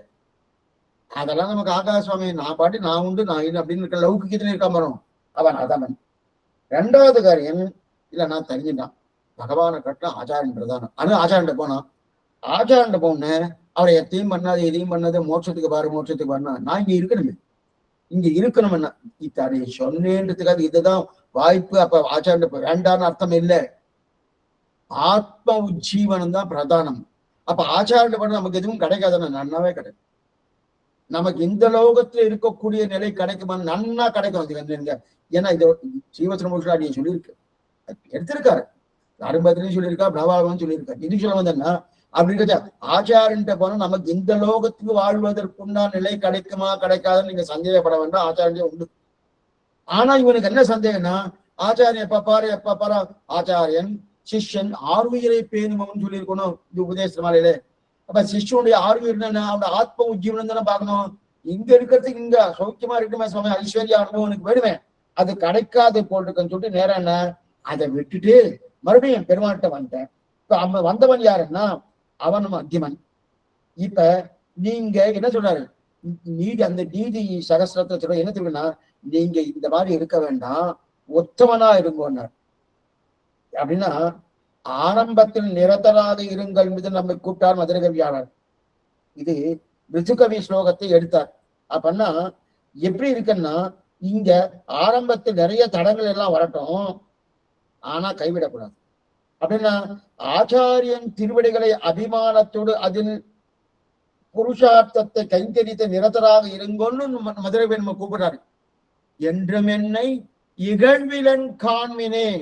ஏன்னா பகவத் கைங்கரியம் பண்ணா கூட அது மத்தியமம் தானே, அது உத்தமமான தன்மை கிடையாதான். எதுவும் பண்ணாம அதமன். பகவத் கைங்கரியம் பண்ணி மத்தியமனா இருக்கணும் உத்தமனா இருக்கணும், நம்ம தான் முடிவு எடுக்கணும். சுவாமி நாளா உத்தமன் சுவாமி, உத்தமன் ஆச்சாரிய கைங்கரியம். அதுக்குதான் என்ன காண்மினே, என்றும் என்னை இகழ்விலன் காண்மினே. பாத்துங்கோ, என்ன பாருங்க, நெஞ்சால பாருங்கோ, கண்ணால பார்க்க முடியாது, நெஞ்சால என்னன்னு பாருங்க. ஆச்சாரிய கைங்கரியம்னா உத்தமனான தன்மை வந்து நீதி கதையை சொல்லியிருக்கேன், அந்த நீதியை சொல்லியிருக்காரு, பிரித்து கவியை சொல்லியிருக்காரு. ஏதோ நீதி செய்தி எழுதப்பட்டது இங்க எடுத்து அபிப்பிராயம் வேண்டி இங்க எடுத்திருக்காரு இல்லையா? அப்ப ஆச்சாரத்தினுடைய ஆராய்ச்சி அதை விட வேண்டும், அதைத்தான் தெரிவிக்கிறார். இது முதல் திருட்டாந்தம். 2வது தானனார் திண்ணம் இருக்க இனி இவள் நானுமும் நன்னு நரையூரிக்கேன்னு, இது ஆச்சரியமான பாசனம். திருக்கண்ணபுரத்துக்கு 100 பாசனம் அனுபவிச்சார் சுவாமி திருவங்கையாளர். 100 பாசனம் 2 திவ்யதேசத்துக்கு. திருவரங்கத்துக்கு 50 பாசனம் தான். 2 திவிதேசத்துக்கு திருநறையூர் திருக்கண்ணபுரம் இந்த 2மே 100 பாசனங்கள். அதுல திருக்கண்ணபுரத்துக்கு ஒரு பாசனம், தெல்லியில் திருத்தக்கின்னு ஒரு பதிகம். அந்த பதிகத்துல ஒரு பாசனம், நீனிலா முற்றத்து நின்றவள் நோக்கினால் காணுமோ கண்ணபுரம் என்று காட்டினாள் பாணனார் தென்னமீரத்தைவள் இனி நானுமோ நன்னு நன்னு நரையூருக்கேனர். இந்த பாசனம் திருக்கண்ணபுரத்துக்கு. ஆனா இதுல மற்ற திவிதேசம்லாம் வந்துட்டு இருக்கு. ஏன்னா நன்னு நன்னு நரையூருக்கேன்னு இருக்கு இல்லையா, மற்ற திவிதேசம்லாம் சேர்ந்து வந்துட்டே இருக்காரு. சரி சுவாமி, இந்த திருக்கண்ணபுரம் சொல்லிட்டு இருக்காரு. இந்த பாணனார்னா யாரு? பாணனார் இருக்க என்ன பாருங்க, பாணனார் தென்னம் இருக்க இனி இவள் நானுமோ நன்னு நன்னு நரையூருக்கென. பாணனார்னா என்ன? சேஷத்துவ ஞானத்தை உணர்த்தும் ஆச்சாரியனே பாணனார். ஆச்சாரனுக்கு என்ன பேரு? பாணனார்னு பேரு. என்ன பாணனார்? நமக்கு சேஷத்துவ ஞானத்தை உணர்த்துவாரு. தாசன் தாசன் நீ எனக்கு தாசன் நீ இந்த உணர்த்துறாலே அதான். இது வந்து திருத்தாயார் பாசனம். தெல்லியே தேவர்க்கம் தேவீர் அப்படின்னு திருத்தாயார் பாசனம். அந்த திருத்தாயாருக்கு என்ன பேசுறேன்னா, நீனிலா முற்றத்தி நின்றுவள் நோக்கினால் காணுமோ கண்ணபுரம் என்று காட்டினால் தெரிவிக்கிறார் இல்லையா. நீனிலா முற்றம்னு திருவாணி திருநகையில இருக்கு. ஆழ்வார் சன்னதி இருக்கணும், அதுக்கு எதிர்த்த மாதிரி ஒரு பெரிய சாளரம் இருக்கும், நீங்க போனா செவிக்கும். அதுக்கு பேரு நீனிலா முற்றம் பேரு. அங்கிருந்து பார்த்தா என்ன தெரியும்? திருக்கண்ணபுரம் சேவை ஆகணும். நாங்க பாக்குறோம், உண்மையை தெரியல. ஆழ்வார் சேவையாருது நமக்கு தேவையில்லை. அதுக்கு பேர் என்ன? நீனிலா முற்றம்னு பேரு. அதுக்கு முன்னாடினா மேல சேவிச்சா திருக்கண்ணபுரம் சேவாது. நீனிலா முற்றத்தை நின்றுவள் நோக்கினால், அப்ப அங்கிருந்து நீனிலா முற்றத்தை நின்றுவள் நோக்கினால் திருக்கண்ணபுரம் சேவையார்தான். என்ன பண்ணா, இவ எப்ப பாரு திருக்கண்ணபுரம் சொல்லிட்டு இருக்கான்னு தோழிமார்கள் அந்த தாய்மார்கள் என்ன அவெல்லாம் சேர்ந்து இவளை ஒரு அறைக்குள்ள அடைக்கணுன்றதுக்கு அதை அடைச்சு வச்சுட்டா. அடைச்சு வச்சுட்டு இனிமே திருக்கண்ணபுரம் ஞாபகம் வராதோன்னா அதுவும் அங்க தெரியுது பாருங்க, நீலா முற்றம். அங்கிருந்து நீ திருக்கண்ணபுரம் உட்பலா வதக்கே தீபியே விமானே புஷ்கரேஸ்வரம் சௌரிராஜ மகம் வந்து சதா சர்வாங்க சுந்தரனே நன்ன சேவையாருது. நீங்களும் சேவிங்கோ. இவாளுக்கு தெரியல, நீங்களும் சேவையில் ஊர்க்கார எல்லாரும் கூப்பிட்டு அங்க திருக்கணம் தெரியுது பாருங்க. எங்க இருக்குன்னா நீலா முற்றத்தை நின்றவள் நோக்கிறான்னு தெரிவிக்க இல்லையா. திருக்கண்ணபுரம் பாக்குறாளாம். பார்த்துட்டு எல்லாரையும் கூப்பிட்டு காணுமோ கண்ணபுரம் என்று காட்டினாள். காணுமோ பாருங்க, அது தெரியுது பாருங்க கண்ணபுரம் தெரிவிக்கலையா. ஏன்னா எனக்கு இங்கேருந்து திருக்கண்ணபுரம் தெரியுது. நம்ம திருக்கண்ணபுரம் போனா கூட நம்ம சேவையாகும். ஆனா அங்க இருக்கிறவெல்லாம் தாயே எனக்கு தெரியல, தெரியல, எனக்கு தெரியுது. யாரு? பரக்கார நாயகி தெரிவிக்கிறார். பரக்காரி தாய்ப்பாசுரம். பரக்கா எனக்கு தெரியறதே பாணனார் தென்னமிருக்க இனி இவள் நானுமோ. இந்த பெண்ணை நான் என்னன்னு சொல்றது? எவ்வளவோ தடுத்து பார்த்தேன். அந்த திருக்கண்ணர் சௌரி பெருமாள் திரும்ப சொல்லி இந்த பெண்ணு சொல்லிட்டு இருக்கா. என்ன தடுக்கிறதுன்னு பார்த்தேன். பாணனார் திண்ணம் இருக்குன்னு தெரியும். பாணனார்னா ஆச்சாரியன் திண்ணமாய் இருக்க. இதுதான் ரொம்ப முக்கியம், சம்பிரதாயத்தில் ரொம்ப முக்கியம். ஆச்சாரியன் திண்ணமா இருக்க, ஆச்சாரியன் உறுதியோடு இருக்க இவள் நாண போகிறாளா? நல்லா பாருங்க. ஆச்சாரம் உறுதியா இருந்தா இந்த பெருமாளை அடைவதற்கு இவருக்கு உறுதி கொலையாது. ஆச்சாரியன் வந்து நல்ல சின்னமா இருக்க வச்சுக்கேன். சின்னமா இருந்தா, சின்னமா சிஷ்யன்ட்டு அத்தனை தூரம் ஆதரவு, சிஷ்யன்ட்டு அத்தனை தூரம் நல்ல பிரீத்தி. அதே போல இந்த சிஷ்யனும் ஆச்சாரம் மேல பிரீத்தி, ஆச்சாரம் மற்றொரு தெய்வம் அறியான் நீங்கிற நிலையோடு இருக்கணும். இப்ப இந்த மாதிரி இருக்க செய்து அப்ப அந்த உறுதி குறையுமா? ஆச்சாரன் சிஷ்யனுக்கு உறுதி குறையுமா? இல்ல சிஷ்யன் மேல ஆச்சாரனுக்கு உறுதி குறையாது இல்லையா? அதான் பாணனார் திண்ணம் இருக்க. பாணனார்னா ஆச்சாரியன், திண்ணன உறுதியோடு இருக்கான். ஆச்சாரியன் உறுதியோடு இருக்கான்னா அப்ப என்ன ஆகும்? பகவத் சேவை தன்னிடையே கிடைக்குது. பிரதம பருவத்துல தன்னிடையே கிடைக்குமோ? அப்ப ஆச்சாரம் திண்ணமாக இருக்க இவள் நானுமோ. அப்ப இவள் அப்படின்னா இவள் பெருமாளை அடைவதற்கு எதை நாண போகிறாளா? அப்படின்னா ஏதோ சமப்படுவாளா? ஆச்சாரியன் தான் திண்ணமா இருக்காரு. ஆச்சாரியன் திண்ணமா இருக்கச்சது இவருக்கு பிரத்யட்சமா ஆச்சாரியன் பகவான் சேவை சாத்தி கொடுக்குறான்னு ஆச்சாரியன் இவள் நானுமோ நாண போகிறாளா? நன்று நரையூருக்கே அப்படின்னு பாசத்தை முடிக்கிறது. அப்பனா ஆச்சாரி இருந்தால் பெருமாளை அடைவது என்பது உறுதி வந்துவிட்டோம். அந்த உறுதி எங்க தெரியுது? இந்த பாசம் தெரிவிக்கிறது. தெல்லியில் தேவர்க்கும் தேவர்க்கும் தேவன் நீனிலா முற்றத்தில் நின்றுவள் நோக்கினால் காணுமோ கண்ணபுரம் என்று காட்டினார். அதுக்கு மேல பாணனார் திண்ணம் இருக்க இவன் நானுமோன்னு தெரிவிக்கிறான் இல்லையா? அப்படி இருக்க செய்து இங்க சொல்றது என்னன்னா காண்மினே காண்மினே ஆச்சார்ந்த பெருமாள் அடையறதுக்கு உறுதி வேணுமனும். அப்படி இருக்கச்சே காண்மினே இந்த விஷயத்த உங்களுக்கு நான் உறுதி முடிவு கொடுக்குறேன். ஏன்னா நான் ஆச்சாரியனை பத்தி இருக்கு. யார் சொல்றான்? மதுரை கவியா தெரிவிக்கிற காண்மினே நீ என்று குருகூர் நம்பி என்றும் என்னை இகழ்வினன் காண்மினே. இந்த காண்மினேன்னாரு ஏன்னா ஆச்சாரம் திருவிடைய பத்திரிக்கணும்னு உறுதி வந்துருத்தணும். அப்ப ஆச்சாரியன் இருந்தா கிடைச்சிருந்து சொல்லப்பட்டிருக்க இல்லையா? இங்க தானே சொல்லிக்க பாணனார் தென்னம் இருக்க நானுமோ நன்னு நன்னு நரையூருக்கே. பாணனார் ஆச்சாரியன் தென்னம் ஆச்சாரியன் உறுதியா இருக்க செய்த இங்க நம்மாழ்வார் உறுதியா இருக்கணும். எப்ப எங்க நம்மால உறுதியா இருக்கோ அப்ப காண்பினி தன்னிடையே தெரியல நெஞ்சால பாருங்க தெரிவிக்கிற இல்லையா? அப்ப இதுல ஒண்ணு சமமே இல்லையே. அப்ப ஆச்சாரியன் இவர் தானே காண்பினே நீங்கள் பார்த்து கொள்ளுங்கோ. இதுல என்னன்னா நீங்க பார்த்தணும்னா என்ன பண்ணுங்க, ரெண்டு பிரமாணத்துல பார்க்கலாம். ஒண்ணு இந்த நீதி சாஸ்திரம் சொன்னாரு, அந்த நீதி சாஸ்திரத்துல நீதி சதகத்துல அந்த பிரமாணத்தை எடுத்துக்கணும். இன்னொரு பிரமாணம் திருவெங்காழ்வாருடைய பிரமாணம் பாணனார் திண்ணம் இருக்க இவன் நானுமோ நன்னு நன்னு நரையூருக்கேன்னு தெரிவிக்கிறாளையா? இது ரெண்டுத்தையும் பார்த்துக்கோ. ஒண்ணு பிருத்திகவி பிரமாணம், இன்னொரு திருவெங்காழ்வார் பிரமாணம். அப்படின்னா இந்த ரெண்டுமே நாளும் கைவிட மாட்டார்ன்றதுக்கு இதுவே பிரமாணம். அப்பனா நம்மாழ்வார் என்னை கைவிட மாட்டார் காண்மினே குருகூர் நம்பி என்றும் என்னை இகழ்விட நம்பியானபடியால கைவிட மாட்டார். பாணனார் தென்னம் இருக்க அதுவனா ஆச்சாரியன் உறுதியோடு இருக்க செய்து நிச்சயமா கைவிட மாட்டார் என்று சொல்லக்கூடிய ஆச்சரிய பாசனம் 6ஆம் பாசனம் முட்டிட்டு இன்று தொட்டும் எழுமையும் எம்பிரான் நின்று தன்புகள் ஏத்த அருளினான் குன்றமாட திருக்குருகூர் நம்பி என்றும் என்னை இகழ்வினன் காண்மினேன் தெரிவித்தார். கிட்டத்தட்ட இந்த ஒரு பாட்டு மட்டும் 4 காலட்சேபத்து மேல ஆயிருக்கு. ஆச்சரியன் அத இன்று நின்று தன் புகழ் ஒரு சப்தத்துக்கே ஒரு நாள் பாசனம் ஒரு காலட்சேபம் பூர்த்தி அர்த்தம். இப்ப 7வது பாசனம் ஆச்சரியமான பாசனம். கண்டு கொண்டென்னை காரிமாற பிரான் பண்டை வல்வினை பாற்றி அருளினான் எந்திசையும் அரிய எம்புகேன் உன் தமிழ் ஷடகோபனருளையே. இந்த பாசுரம் மனனா தெரிவிக்கப்படுறார் அடைய வடவாள பெருமன் நாயனார். இருப்பினும் முன்னாடி முதல்ல பதபதார்த்தம் பார்த்து முதல்ல விஷயத்த சொல்லினேன். அதுக்கப்புறம் பதபதார்த்தத்தை பார்த்துட்டு பெரியவாச்சனுடைய வியாக்கியானத்தை பார்த்துட்டு மேற்கொண்டு நஞ்சீரம் பார்த்துட்டு அப்புறம் நம்ம நாயனாருடைய வியாக்கியானத்தை பார்க்கணும். இப்போ முதல்ல மேலிழந்து வர அர்த்தத்தை பார்க்கணும். நம்மாழ்வார் அருளை பற்றி 8 திக்கிலும் என்ன என் திசையும் அரிய எம்புகிறேன். நம்மாளுடைய அருளை பற்றி 8 திக்கிலும் போய் கூறப்போகிறேன். எதுக்கு சுவாமி இந்த பாசனம் ஏன் பிறந்தது? ஏன் பிறந்தனா ஏன் பிறந்தது? முதல்ல பதபதார்த்தம் பார்த்துவோம். ஏன்னா நம்மாழ்வார் என்னை கை கொண்டார், ஆனால் அடியன் பெற்ற பேரு ஏன் இந்த நாட்டாரெல்லாம் அடையல? நம்மளை பார்த்து தான் சொல்லிட்டு இருக்காரு. மதுரகவார் பார்த்து நான் சொல்றாரு, எனக்கு என்னமான வைபவம் கிடைச்சிருக்கு, ஆழ்வார் அனுகிரகத்தாலே எத்தனை பேர் பெற்றிருக்கேன். இந்த பேர் பெற்ற உடனே அப்ப இவெல்லாம் எழுந்திருக்காளே, நாட்டாரெல்லாம் எழுந்திருக்காளே, அவ அடையலையே. இவ்வளவு தூரம் நம்மாட பத்தி சொல்கிறாரே, எத்தனை பேர் ஆழ்வார தெய்வம்னு பேசுறா? நல்லா பாருங்க, எத்தனை பேர் பேசுறான்னா அநேகமா இன்னைக்கு ஆழ்வார்னு கிட்டத்தட்ட இந்த காலட்சேபமே அன்னைக்கு தெரிஞ்சு 30 காலட்சேபம் தான் ஆயிடுச்சு. கண்ணி வச்சிருந்தாங்க. நல்லா விபுலமா பார்த்துட்டு இருக்கோம்.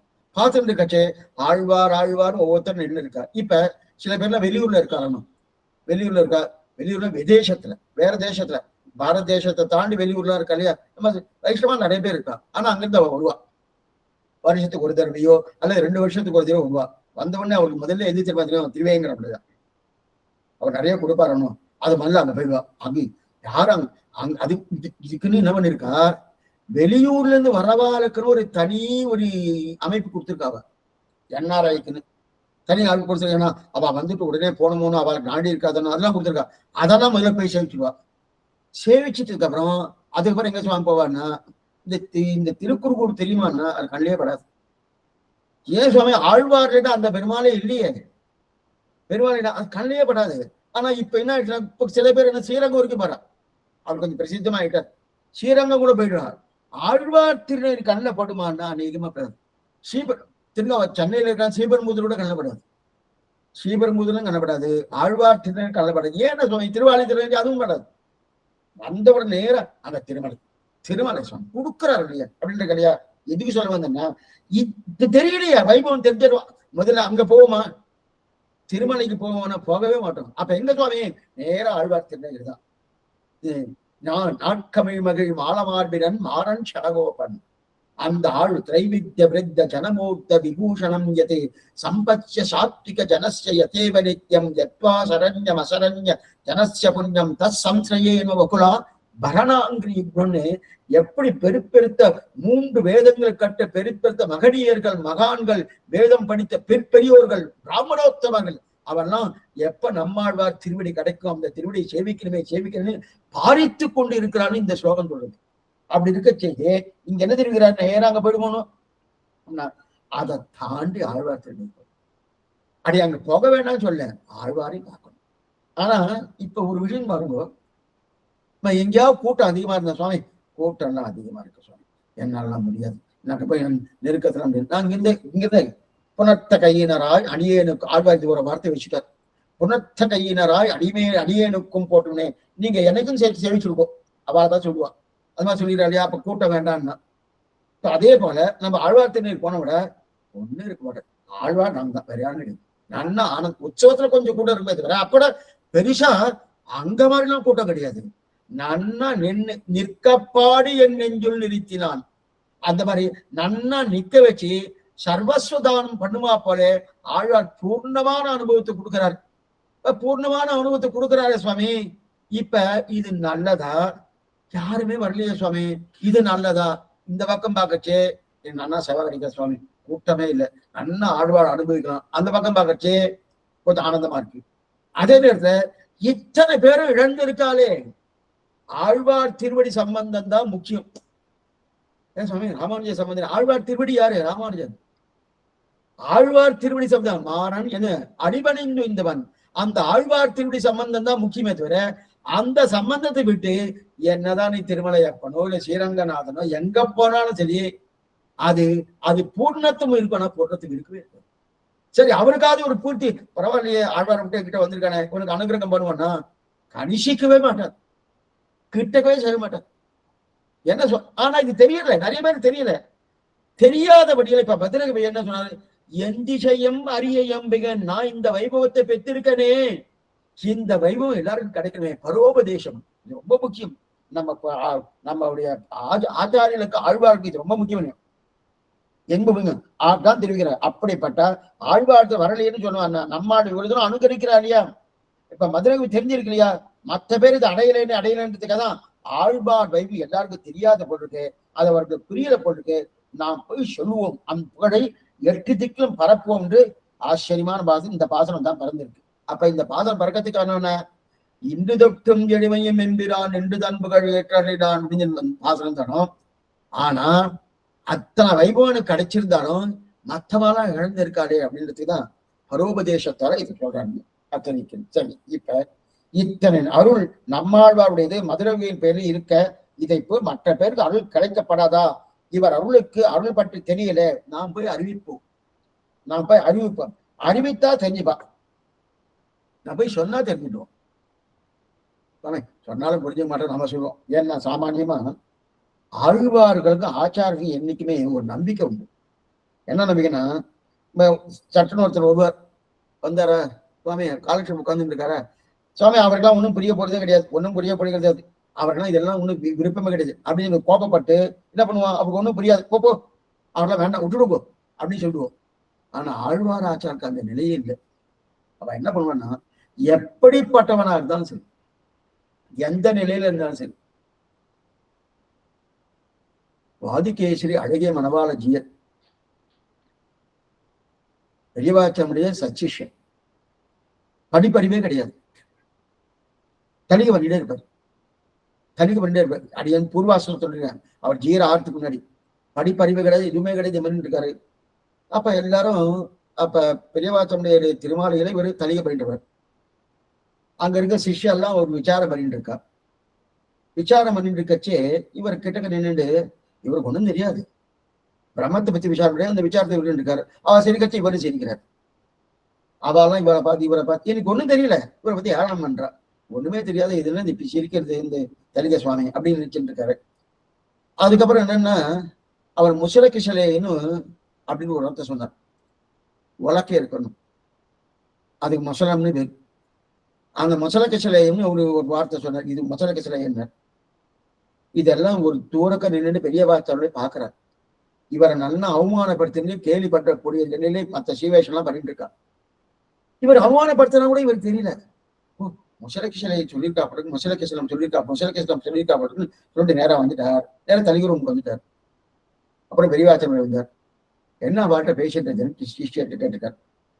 ஒண்ணு சுவாமி, அவன் மொசலக்க சிலத்தை பத்தி பேசுறான், ஓஹோன்னு பேசுறான் அப்படின்னா என்ன தெரியுமா? சரியா என்ன தெரியல. உன்னை வழக்கைன்னு சொல்லியிருக்க, அது கூட உனக்கு தெரியலையாங்க. உன்னை வழக்கைன்னு சொல்லியிருக்க, அது கூட உனக்கு தெரியலையாங்க.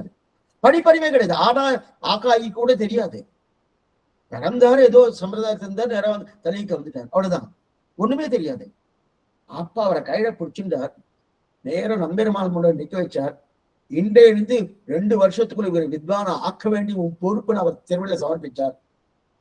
கடைசியில் என்னதுமாச்சு? திருவாயுமணிக்கு பதபதார்த்தங்கள் பண்ணக்கூடிய ஒரு சாமர்த்தியம் யாருக்குன்னா வாதிகேசர் அழகத்தின். அது மட்டும் இல்ல, முஷலக்கி சிலைன்னு ஒரு கிரந்தத்தையும் பண்ணிட்டார். நம்முடைய பூர்வாச்சாரர்களுக்கு இதுதான் பெரிய விஷயம். அதுதான் என் திசையம் அறிய எம்புகேன், என் திசையும் அறிய எம்பேன். அவளுக்கு நான் வந்தா இறங்க சுவாமி, அவருக்கெல்லாம் புரியலையே. என்னோட சில பேர்லாம் கேட்பா, என்ன சுவாமி இந்த காலக்ஷேபம் அங்க சொல்லிட்டு இருக்கா, அவெல்லாம் புரிஞ்சுட்டு இருக்காளா, அவெல்லாம் புரிஞ்சுட்டு இருக்காளா, அவள் புரிஞ்சுட்டு இருக்காளா? அவளுக்குலாம் இதெல்லாம் பண்ண வேண்டாமே, சாமானியமா ஏதோ ஒண்ணு சொல்லிட்டு போயிருக்கலாமே, அவளுக்குலாம் இந்த மாதிரி ரகசியம் எல்லாம் சொல்ல வேண்டாமான்னு சொல்றேன். புரியட்டும், புரியாது போட்டோம். இப்ப நாம சாமானியமா ஆங்கில படிக்கிறோம், எல்லாமே புரிஞ்சிருக்கான்னு இல்ல. எல்லாமே புரிஞ்சது என்னது 100க்கு 100 மார்க் வாங்கியிருக்கணும். இப்ப 100க்கு 60 தான் வாங்கியிருக்காரு. அப்ப 40 புரியலன்னு அர்த்தம். விட்டுடுறோமான்னு இல்லையே. ரெண்டாவது, உத்தியோகத்துக்கும் படிப்பை படித்து சம்பந்தமே இருக்காது அநேகமா. ஆனாலும் திருப்பி திருப்பி பண்ணிட்டு இருக்க போனோம். எந்த நிலையிலுமே எந்த ஸ்ரீவைஷ்டமான உடவே படாது. அதுதான் நம்மளுடைய பூர்வாச்சாருடைய நிலை. அவளுக்கு இருக்கக்கூடிய பெரிய குணம்னா அதுதான் பெரிய குணம். ஏன்னா பகவானுடைய சொத்து வீணா போறது இதான் ரொம்ப முக்கியம். அவளுக்கு முக்கியமானதுன்னா என்ன சுவாமி, அவன் பணம் இன்னொருத்த கிடைக்கிறான், அது என்ன இருக்குன்னா இல்ல, இதுவாத சொத்து, இது இந்த சொத்து வீணா போகக்கூடாதுன்னு அது ஒவ்வொன்னும் பண்ணிட்டு இருக்காரணும். இதுக்காக சொன்னேன். சரி சுவாமி, அவர் அந்த மாதிரி பண்ணிருக்காரணும். இந்த ஆத்மா பரமாத்மா சொத்து, இவர்கள் ஆத்மா நல்லவன்னு எப்பவுமே சொல்லிட்டு இருப்பான். ஏன்னா செயற்கையில இந்த ஆத்மா இந்த பாவம் ஒட்டின்னு இருக்கு. இது கர்மாதீன், அதனால இதுக்கு தெரியல. அப்ப செயற்கை பேழ்த்துன்னு வச்சுக்கேன், இயற்கை வந்துடணும். இயற்கை என்னது? ஞானமயம் ஆனந்தமயம், அது வந்துடுறதுனும் அதான் சொல்ற. அதனால வேணா இவ புரிஞ்சுட்டா நல்லா. அப்ப புரியாம இருக்கிறது செயற்கை. அதத்தான் என்ன பண்ணா, அந்த செயற்கையை தள்ளிட்டு அப்ப இவருடைய சுவாபாவிகமா இருக்கக்கூடிய இயற்கையை கொண்டு வந்தாச்சுன்னா நன்னா புரிஞ்சுக்க வராத அப்படின்றதுதான் அப்படின்னு தெரிவிக்கிறாரு சுவாமி. சில பேர் என்ன சொல்லுவா, என்ன சுவாமி அவர் பைத்தியம் மாதிரி அந்த குப்பையை நடத்தி போட்டுக்கிறார், பைத்தியம், புத்தி சுவாதீனம் இல்லை, அதெல்லாம் தூக்கி போட்டுக்கிறாரு. அது புத்தி சுவாதீனம் இல்லை, நான் அந்த குப்பையத்தை தன் தலையே போட்டுக்க மாட்டாரனோ அப்படின்னு. அதே போல இங்க இவெல்லாம் தெரிஞ்சுக்கலையா சம்சாரி, அதனால தெரிஞ்சுக்கிறேன். அப்ப சம்சாரம் நம்ம விட்டுவிடாது. ஆந்தனையும் பண்ண பண்ண பண்ண பண்ண கிட்டவும் வேட்டு வேளாணும் போலேன்னு ஆச்சாரத்தில் ஒரு சூத்திரம். ஆச்சாரம் ஒரு சூத்திரம், கிட்டமும் வெட்டு வேளாணும் போலேன்னு. ஏன்னா அது அந்த பூச்சியை கொண்டு கொட்டு தன்னப்படியே ஆக்கிடும். அதே போல ஆச்சாரியர்களாகட்டும் ஆழ்வார்களாகட்டும் நல்ல என்னென்ன உபதேசம் அந்த உபதேசம் பண்ணியா அவன் அபிப்பிராயம் பண்ணி எல்லாரும் நல்லவா. நான் பெத்த பெயர் 400 பெறட்டன்னு ஏதாவது இதுக்கெல்லாம் சம்பந்தம் இருக்கா பாருங்க. கண் போனதற்கு பெரிய நம்பி பிராணம் போனதுக்கு அந்த 400 தான் காரணம், இவருக்கு கண் போனதுக்கு அந்த 400 தான் காரணம். அவன் மோட்சத்துக்கு ஒண்ணு நினைக்கிறாளே அப்படின்னு நினைக்கிறாள். இது நிலை ஆழ்வார்களுக்கு ஆச்சாரியர்களுக்கு பூர்ணமா உண்டு. அதனால அவருடைய அபிப்பிராயத்தால இந்த லோகத்துல யாருமே தீயவர்கள் கிடையாது, எல்லாமே நல்லவர்கள். என்ன கர்மத்தால கொஞ்சம் அப்படி மாறி இருக்கு, எல்லாமே நல்லா அது நல்லவன்னு இது நன்றிகள். ஏன் எல்லாம் தீயவர்கள் கிடையாது. சாமானிய லோகத்துல நல்லவன்னு சொல்லணும்னா அவர் தீயவன்னு அவருக்கு பட்டம் கட்டியாச்சுன்னா அவன் தான் நல்லவன்னு நிரூபிக்கணும். ஏதோ ஒண்ணு புடிச்சுன்னு போயிட்டான்னா அவனை தீயவன்னு அவரை கூண்டில் ஏற்றிடணும். அப்ப தன்னைத்தானே நல்லவன் நிரூபிக்கணுமனும். அப்ப தீவன் முதிரையை குத்திடுறான். முதிரையை குத்திட்டு தான் அதுக்கப்புறம் நீ நல்லவனானா நீ நல்லவனுக்கு உண்டான நிரூபணம் பண்ணு அப்படின்னு இருக்கா. சாமானிய இதெல்லாம் நடக்கிறதானோ. ஆழ்வார்கள் ஆச்சார விஷயம் அப்படி கிடையாது. இவன் நல்லவன், நல்லவன். அவன் தீயவன் கிடையாதுன்னா தீயவனை நீ நிரூபிக்கணும். இவன் நல்லவன், என்னுடைய எண்ணத்தால் இவன் நல்லவன் தெரிவிக்கிறாளே. இது நம்ம தேசத்துல யாராவது பிடிச்சுன்னு போயிட்டா வச்சுக்கேன், அவன் தீயவனும் முத்திரை கொடுத்துட்டு அவனை நல்லவனாக்கிறதுக்கு அவர் தான் நிரூபிக்கணும். ஆனா வெளி தேசத்துல எப்படின்னா யாராவது பிடித்தா பிடிச்சுன்னு போயிடாச்சுன்னா வெளி தேசத்துல அவ தீயவனும் முத்திரை குத்த மாட்டான். யார் பிடிச்சுன்னு போறாலும் அவாதான் இவாள தீயவனும் முத்திரை குத்தினாதான் அவ தீவன், அவ அது வரைக்கும் அவ நல்லவாதான். ஆனா நம்ம தேசத்துல அப்படி கிடையாது. முதல்ல தீவனும் முத்திரை குத்திடுவா, குத்திட்டு குடிச்சு ஜெயில போட்டுருவா. அதுக்கப்புறம் அங்கெல்லாம் அப்படி கிடையாது. நல்லவன் இது என்ன ஆழ்வார்கள் பாடம் எடுத்துட்டு இருக்காரு. எதுக்கு சொல்ல வந்தேன்னா, இப்ப ஒண்ணு வேணாம், நாமே இப்படி வண்டியில போயிட்டு இருக்கோம். வண்டியில போயிட்டு இருக்கச்சு யாரோ ஒருத்தர் வந்தார், ஒரு காவல்காரன் வந்தார். வந்தவுடனே வந்திருக்கியா, அந்த கோட்டையெல்லாம் தாண்டி இருக்கணும், உனக்கு என்னென்ன இருக்கோ எல்லாத்தையும் எடுன்னு.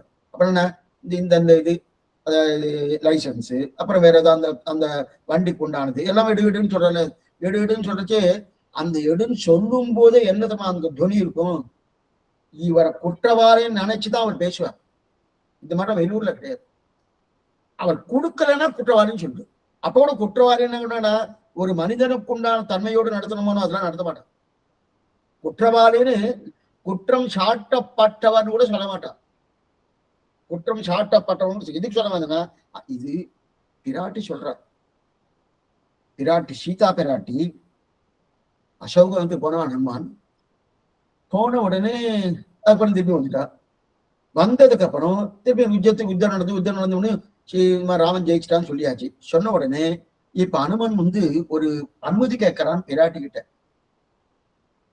இந்த 700 ராட்சசன் இவருடைய கையில வச்சு நான் நசுக்கணும், ஏன்னா நான் பெரிய உருவத்தை எடுத்து நசுக்கணும். தாயே இதுக்கு நீ அனுமதி கொடு.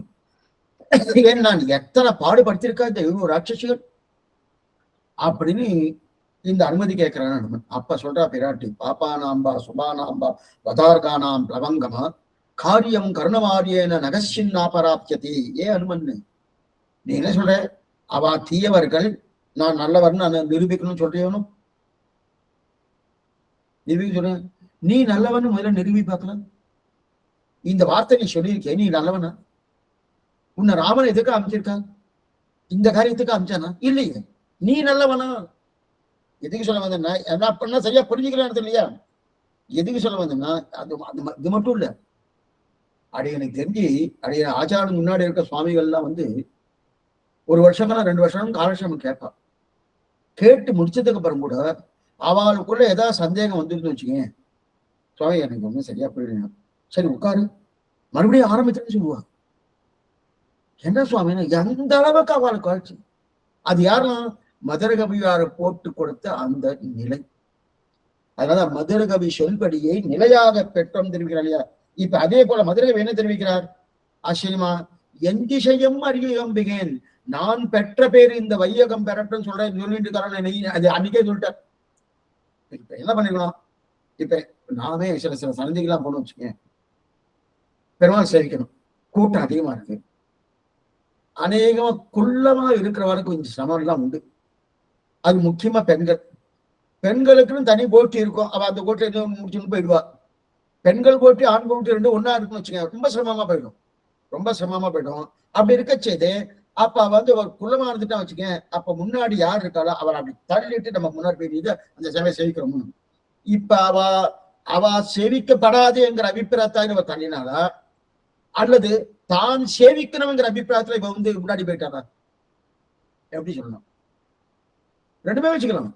தான் சேவிக்கணும் அபிப்பிராயம் இருக்கணும், அவ சேவிக்கப்படாதுங்கிற அபிப்பிராயம். அப்ப இருந்தாது இத்தனை நாய் சேவிச்சாலே நான் சேவிக்க வேண்டாமா, அந்த அபிப்பிராயம் இருந்துக்கலாம்.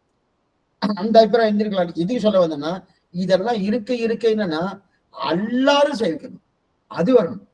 எல்லாரும் சேவிக்க வாட்டா என்ன சொல்லிக்கிறோம், நீங்களும் சேவிக்கணும், கொஞ்சம் அப்படி இடம் கொடுங்க, நான் அப்படி நிக்கிறேன் ஓரம் வந்து நானும் சேவிக்கிறேன். இது அவ தள்ளிட்டு போகக்கூடாது. இது வந்தது நாம பண்ணுவோம்.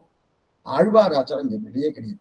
என் திசையும் அறிய இயம்பிகன், எல்லாருக்கும் சொல்லணும். நான் இப்ப ஒண்ணுமில்லை, அவர் மோட்சத்துக்கு போகிறார், நமக்கு சொன்னதான் அவன் மோட்சம் சொல்லியிருக்கா கிடையாது. எப்ப ஆழ்வார் திருவிடை பத்தினாரோ ஆத்யஸ்தன குலபதி மாதா பிதா யுவதய ஸ்தனயா விபூதி சர்வம் எதேவன் ஏமே. ஏன்னா பகவான் திருவடி பத்தின மோட்சம் உண்டானே கொஞ்சம் சந்தேகமா இருக்கும். எப்ப ஆழ்வார் திருவடியை பத்தினோம் மாறன் மிக்குமோர் தேவும் உள்ளது உயர்வே பரன்படியை உள்ளதெல்லாம் தான் கண்டு உயர்வேத நேர்கொண்டுரைத்து மயர்வு ஏதும் பாராமல் மானிடரை வாழ்விக்கும் மாறன் சொல் வேறாகவே விளையும் வீடு. மரவாளன் அமைக்கிற திருவாரூர் நூற்றாண்டாரு. மாறன் சொல் ஒளி பெறும், வீடு கிடைச்சிடும். அங்கெல்லாம் எத்தனையோ பண்ணும் பகவான்கிட்ட. அப்ப நிச்சயமா அவரை கொண்டு அதுவும் நடுங்க தெருவமற்றறியன்னு சொன்ன அப்படிப்பட்ட மகானுக்கு இல்லைன்னா இவாளுக்கெல்லாம் உபதேசம் பண்ணதான் போனோம்னா கிடையாது. அவள் திருவள்ளுவன்னா நாம பெற்றிருக்கோம் ஆழ்வார. இந்த வைபவம் அவளுக்கு தெரியணுன்றதுக்காக தான் இந்த பாசனமே ஆரம்பிச்சாரு. இந்த பாசனத்தின் கருத்தை இதான் தெரிவிக்கிறார். ஆச்சரியமான வியாக்கியானம். ஆச்சரியமான முதல்ல பதவரை பார்த்துடுறோம். அதுக்கப்புறம் பெரியவாச்சனுடைய வியாக்கியானத்தை பார்ப்போம். அதுக்கப்புறம் நஞ்சியுடைய வியாக்கியானத்தை பார்ப்போம். அதுக்கப்புறம் நாயனா ஆச்சரியமான வியாக்கியானம் என்னன்னு பார்ப்போம். நிதானம் பதவரை பதவரை தெரிகிறார். பிரான் பரமோபகாரமாய் காரிமாறன் பொற்காரியார் திருக்குறள் நம்மாழ்வார். பரம உபகாரராய் காரிமான் பொற்காரியார் திருக்குறள் நம்மாழ்வார் அப்படின்னு என்ன அர்த்தம்? கண்டுகொண்டென்னை காரிமாற பிரான், காரிமாற மகாராஜா பொற்காரியார் இவரை திருக்குமார நம்மாழ்வார். அப்படிப்பட்ட நம்மாழ்வார் என்னாச்சு? பண்டை மல்வினை பாட்டி அருளினான். ரொம்ப தாழ்ந்த எண்ணெய், ரொம்ப தாழ்ந்த எண்ணெய் என்னன்னா பெருமாளே தெரியாத என்னை கடாட்சித்து கை கொண்டு அநாத காலமாக இருக்கக்கூடிய பிராபியமா இருந்த அந்த பாவங்கள்லாம் அழிந்து போகும்படி போக்கொழித்து அருளினான். பண்டை வல்வினை பாற்றி அருளினான். அப்படின்னா அந்த அநாதிகால பாவங்களை போக்கினானோ ஒரு பாவம் இல்லை, நிறைய பாவம். அந்த பாவம்லாம் கிட்டக்கவே நிற்காதபடி தள்ளினார் இல்லையா? அப்படிப்பட்ட வைபவம் படித்த அந்த நம்மாழ்வார் அப்ப என்னிடத்தில் பழைய கால பாவத்திலாம் போக்கினது. எப்படி போக்கினாரு? ஒரு நிமிஷத்துல ஒழிச்சிட்டார் எல்லாமே. பண்டை வல்வினை பாற்றி அருளினான், ஒரு நிமிஷம் அழிச்சிட்டார். இப்ப இந்த பிரபாவத்தை அடியேன் என்ன பண்ணிட்டு இப்ப இவ்வாறுக்குள்ள சொல்லணும். எந்திசையும் அறிய எம்புகேன். அப்ப சரி சுவாமி அவள்கிட்ட போய் என்னன்னு சொல்ல போறேன்? நம்மாழ்வார் என் பாபத்தை பண்ணினார் அதுதான் சொல்ல போறேன். ஆனா எப்படி தெரியுமா? அவனு ஒன் தமிழ் ஷடகோபன் அருளையே. அந்த ஷடகோபன் அருள், அந்த அருள் எப்படிப்பட்டது? இந்த கிருபை எப்படிப்பட்டது? அந்த கிருபையை 8 திக்கில் உள்ளவருக்கு அறியும்படி நான் இயம்புகேன். ஒன் தமிழ் ஷடகோபன் அருளையே என் திசையும் அறிய இயம்புகேன். அப்படிப்படி இயம்பக்கூடிய ஒரு தன்மையிலே அவர்களால் சொல்ல கடவேன். என் திசையும் 8 திசை. 8 திசை என்னன்னா ஒரு திசை 2 திசை 8 திசை. அப்ப 8 திசை உள்ளவன்னா 8 திசை உள்ளவர்னா என்ன அர்த்தம்? இதுக்கு உபலட்சணமா எடுத்துக்கணும். 8 திசைனா திசையில போய் சொல்லுவாரானா அப்படி அர்த்தம் இல்லை. மஞ்சாக்ரோஷந்தி கட்டில்கள் சப்திக்கின்றன அப்படின்னு. கட்டில்னா சத்தம் போடாது, கட்டில உட்கார்ந்தவாதான் சத்தம் போடணும். அதே போல இன்னொன்று இருக்கிறது கங்காயாம் கோஷகான். கங்கை கரையிலே சேரி, கங்கையில் இடைச்சேரிங்குவான். கங்கையில இடைக்கிடையிறது அடிச்சுன்னு போயிடும். கங்கை கரையிலே சேர்ந்து. அதே போல என் திசை, என் திசைனா 8 திக்குகளும் உள்ளவர்கள். என் திசையும் அறியம்பின திக்குக்கு அறியும்படியாக இவர் சொல்ல போறல. 8 திசை உள்ளவர்கள் என்று இல்லையா? அப்படி 8 திசையும் அறியம்பிகே என்ன சொல்ல போறேன்? ஒன் தமிழ் ஷடகோபன் அருளையே. அப்படிப்பட்ட ஷடகோபன் அருளையே ஆச்சரியமா நான் இயம்ப போகிறேன் என்று தெரிவிக்கிறார் பெரியவாச்சாமுடைய வியாக்கியானம். பக்கம் 163 புஸ்தகம் வச்சுட்டு 163. அதாவது அவதாரிகை 7ஆம் பாட்டு. 7ஆம் பாட்டில் ஆழ்வார் தன் பக்கல் பண்ண நிர்கேத்துக விஷீகாரத்தை கண்டு இவ்விஷீகாரத்துக்கு யோகத்தை உண்டாயிருக்க நாட்டார் இழக்க அடியன் என்று அனுசந்தாத்து இவருடைய பெருமையை அறியாமையால் இழக்கிறார்கள் என்று எல்லாரும் அறியும்படி சொல்ல கடவோம் என்கிறார். ஆச்சரியமான அவதார்.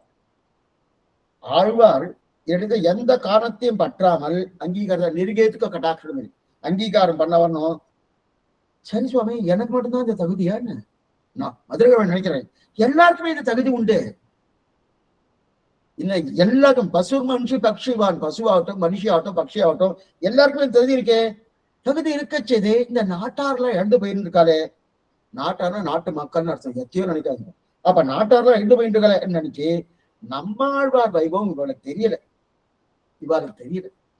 என் சேமம் குறையோ செய்ய திருப்பார்க்கடலோ நாமம் பராங்குஷமோ நாரணமோ தாமம் துறவமோ வகுளமோ தோள்கள் 4 2 பெருமான் உனக்குன்னு தெரிவிக்கிறார். இது யாரு? சங்ககால புலவர்கள் எழுதிய வாசம் இது. இது சொன்ன அந்த வைபவம் உனக்கு தெரியல, அதனால வைபவம் நம்மளோட வைபவம் தெரியாதபடி இழந்திருக்கா. அப்ப என்ன பண்ணுவோம், நம்ம அறியும்படி போய் சொல்லுவோம். என் திசையும் அறியம்பேன், அறியும்படி போய் சொல்லுவோம்னு தெரிவிக்கிறார் அவதாரின் ஒற்றி பெற்ற வியாக்கியானம். கண்டு கொண்டு நான் கெட்டின வளவில் ஆழ்வார் திருவள்ளும் நிதி எடுத்ததாய் போலே இருந்தது என்கிறார். தம்மை பெருகைக்கு எதிர்ப்புறப்புக்கு திருந்தாரவர் என்று தோற்றும்படி இருந்தது என்கிறார். அவருடைய கிருபைக்கு அருத்தமமான பாத்திரமிரே நான், என்னை நாட்டாரில் காட்டிலும் ஆழ்வாருக்குண்டான வாசி அறியாத என்னை தம்முடைய நெருகேதி விஷயக்காரத்தை பிரதிபக்தி பண்ணவும் கூட மாட்டாத என்னை என்றுமான். கண்டு கொண்டு 2 3 அர்த்தம் சொல்றார். கண்டு கொண்டென்னை காரிமாற பிரான் பண்டை வெல்வினை பாத்திர கண்டு கொண்டுக்கு 2 3 அர்த்தம் தெரிவிக்கிறார். கண்டு கொண்டு முதல் அர்த்தம் கண்டார் கொண்டார். சில வஸ்து எல்லாம் பார்த்து போனோம், பார்த்து உடனே எடுத்துருவோம். நீ பார்த்துட்டே இருக்கு, நல்லா இருக்கு, எனக்கு பிடிச்சிருக்க எடுத்துட்டு. அதே போல மதுரகவியை கண்டார் கொண்டார், அவ்வளவுதான சுவாமி, ஒண்ணுமே பார்க்கல. கண்டார் கொண்டார். அப்ப கண்ணால் கண்டார் கையால் கொண்டார், கண்ணால் கண்டார் கையால் கண்டார். இது முதல் அர்த்தம். 2வது அர்த்தம், அடுத்த அர்த்தம் கண்டு கொண்டு. கண்டு கொண்டுனா அடியன் அப்படியே பார்த்துட்டே இருந்தேன், பார்த்துட்டு கொண்டு போயிருந்தேன்னா திடீர்னு எதிர்பாராத ஒரு புதையல் கிடைச்சது. நடந்து போயிட்டே இருப்போம், நடந்து போயிட்டு இங்க ஒரு புதையல் இருந்துச்சு, புதையல் கிடைச்சது அப்படின்னா அதை கண்ணில் பார்த்தேன். அந்த புதையலை நான் பார்த்தேன். பார்த்த உடனே என்ன எடுப்பேன், நல்லா எடுப்பேன். அதை போல மதுரகவியில் கிடைத்த புதையல் கிடைத்தாலும் மதுரகவியில் எனக்கு கிடைச்சாங்க. கண்டார் கொண்டார். அப்பனா கண்டார், எதை கண்டார்? புதையல் கண்டால் எப்படி எடுப்பார் கொள்வாரோ அதே போல மதுரகவிகள் தான் புதையல். எப்ப கிடைக்காரும் காத்துட்டு இருந்தாரோ நம்மாழ்வார். இப்ப கிடைச்சிட்டோம் அந்த புதையல் என்று சொல்ற மதுரை வெய்யால் கிடைச்சன்னு கொண்டார், கண்டார் கொண்டார் அப்படின்னு. ஏன்னா இப்ப ஒரு எதிர்பார்க்கிற சட்டன்னு நிதி கிடைச்சிட்டுன்னு வச்சுக்கேன். முன்னெல்லாம் லாட்டரி ஷீட் எல்லாம் இருக்குது, அது திடீர்னு கோட்டீஸ்வரர் ஆயிடுவார் இல்லையா? அது மாதிரி நிதி கிடைச்சதுன்னா கண்டு கொண்டு ஒருத்தர் ஜென்மா ஒரு பொருளை தேடிட்டே இருக்கார், ஜென்மஜமா தேடிட்டு இருக்கார், பொருள் கிடைக்கல. இப்ப கிடைச்சதோன்னு கிடைச்சிட்டு கண்டுட்டு கொண்டுட்டேன் அப்படின்னு, அதான் கண்டு கொண்டு. கண்டு கொண்டுனா நிதியை கண்டார் என்பது போல தேடி தேடி தேடி கண்டுபிடிச்சிட்டார் இல்லையா? ஏன்னா இத்தனை கிடைக்கல, எங்கெங்கயோ தேடி இருந்தேன், இப்ப கண்டுபிடிச்சிட்டேன் அப்படின்னு. அப்பனா யாரு இந்த இடத்துல நிதி? யாரு? மதுரகவி ஆழ்வார், நம்மாழ்வார் இல்ல. அந்த நிதியை கண்டா, அதான் நம்ம வைத்தமாநிதி பெருமாள் தான் அவதார ஸ்தலமே. அதான் எழுதியிருக்காரு நம்ம தெரியல. மதுரகவியார் அவதார ஸ்தலம் எங்கே? வைத்தமாநிதி பெருமாள் தான் அவதார ஸ்தலம், திருக்கோளூர் தானே. இது சொல்ல வந்தாங்க.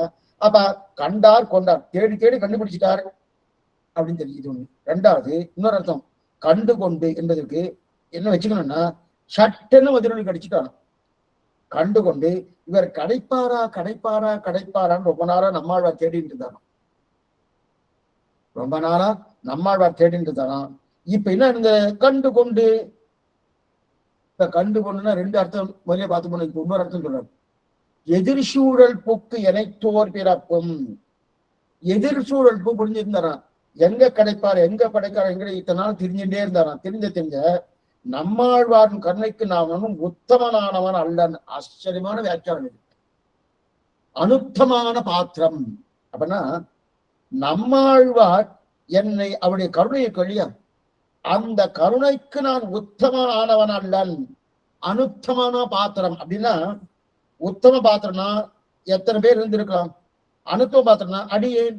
அதனால அனுத்துவ பாத்திரம்னா பாருங்க, அனுத்தமமான பாத்திரம்னா என்ன அர்த்தம்னா அவருக்கு தகுந்தாற் போல இருக்கக்கூடிய பாத்திரமானா தெரியல என்ற அரும்பத்தில் எடுத்துக்க.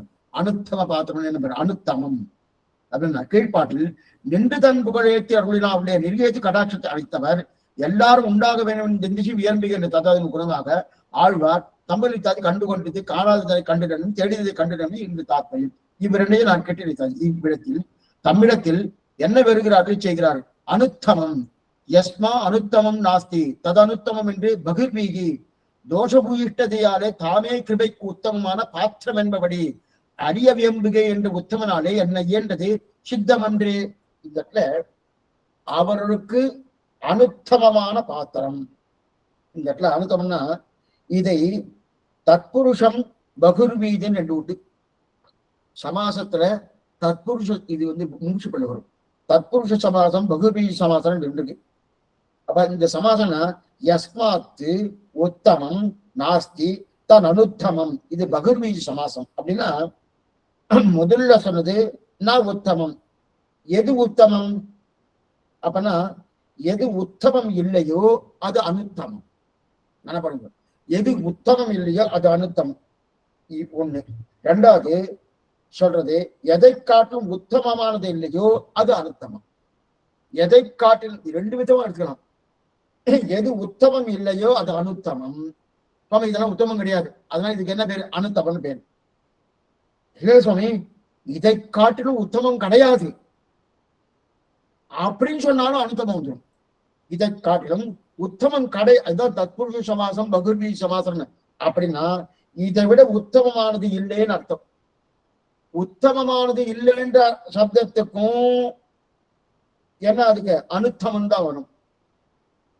அதே போல ஒண்ணுமில்ல சுவாமி, அப்ப இது உத்தமம் எது இல்லையோ அது அனுத்தமம். இந்த ரெண்டு தத்துவத்தை வரும். இப்ப மதுரகவி என்ன தெரிவிக்கிறான்னா, இப்ப நான் அனுத்தம பாத்திரம் மட்டமான பாத்திரம் என்கிறாரா? அப்படி இல்லை.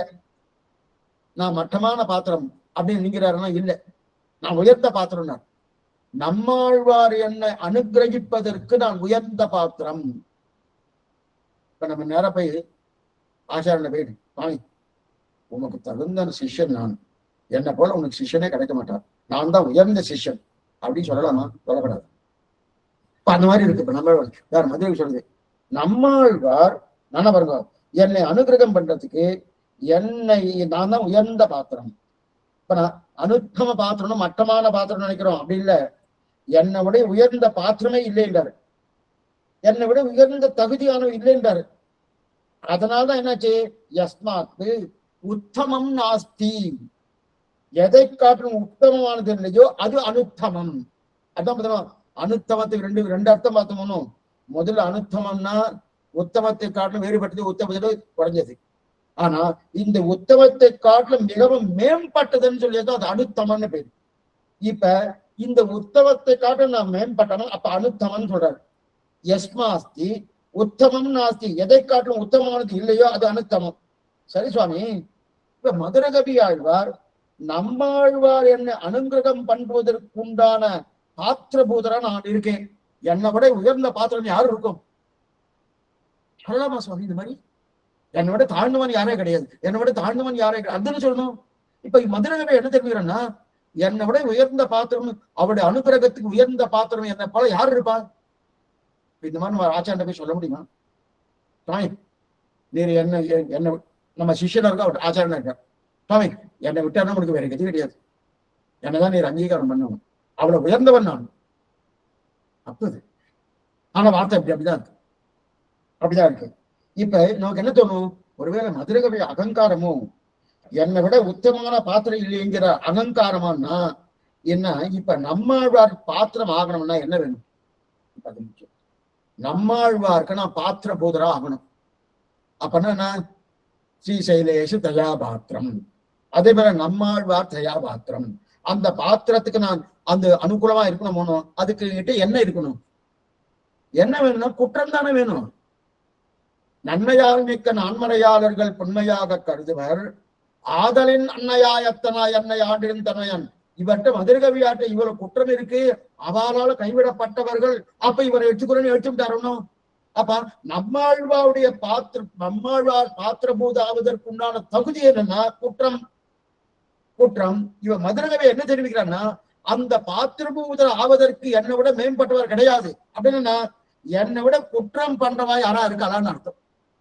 நமக்கு நேரிழந்து வார பார்க்கச்சு என்ன சுவாமி அகங்காரமா பேசுறாங்கன்னு ஒழுங்குன்னு தோணும். அதுக்குதான் இதை அரும்பதை எடுத்துருக்காரு பாருங்க, பெரியவா சொல்ற ஆச்சரியம். என்ன எடுத்துக்கன்னா, என்ன சுவாமி என்ன மாதிரி இது இந்த என்னை விட உயர்ந்த பாத்திரம் நம்மாழ்வார் கிடைக்க மாட்டார். இந்த மாதிரி சிஷ்யா பேசவே கூடாது.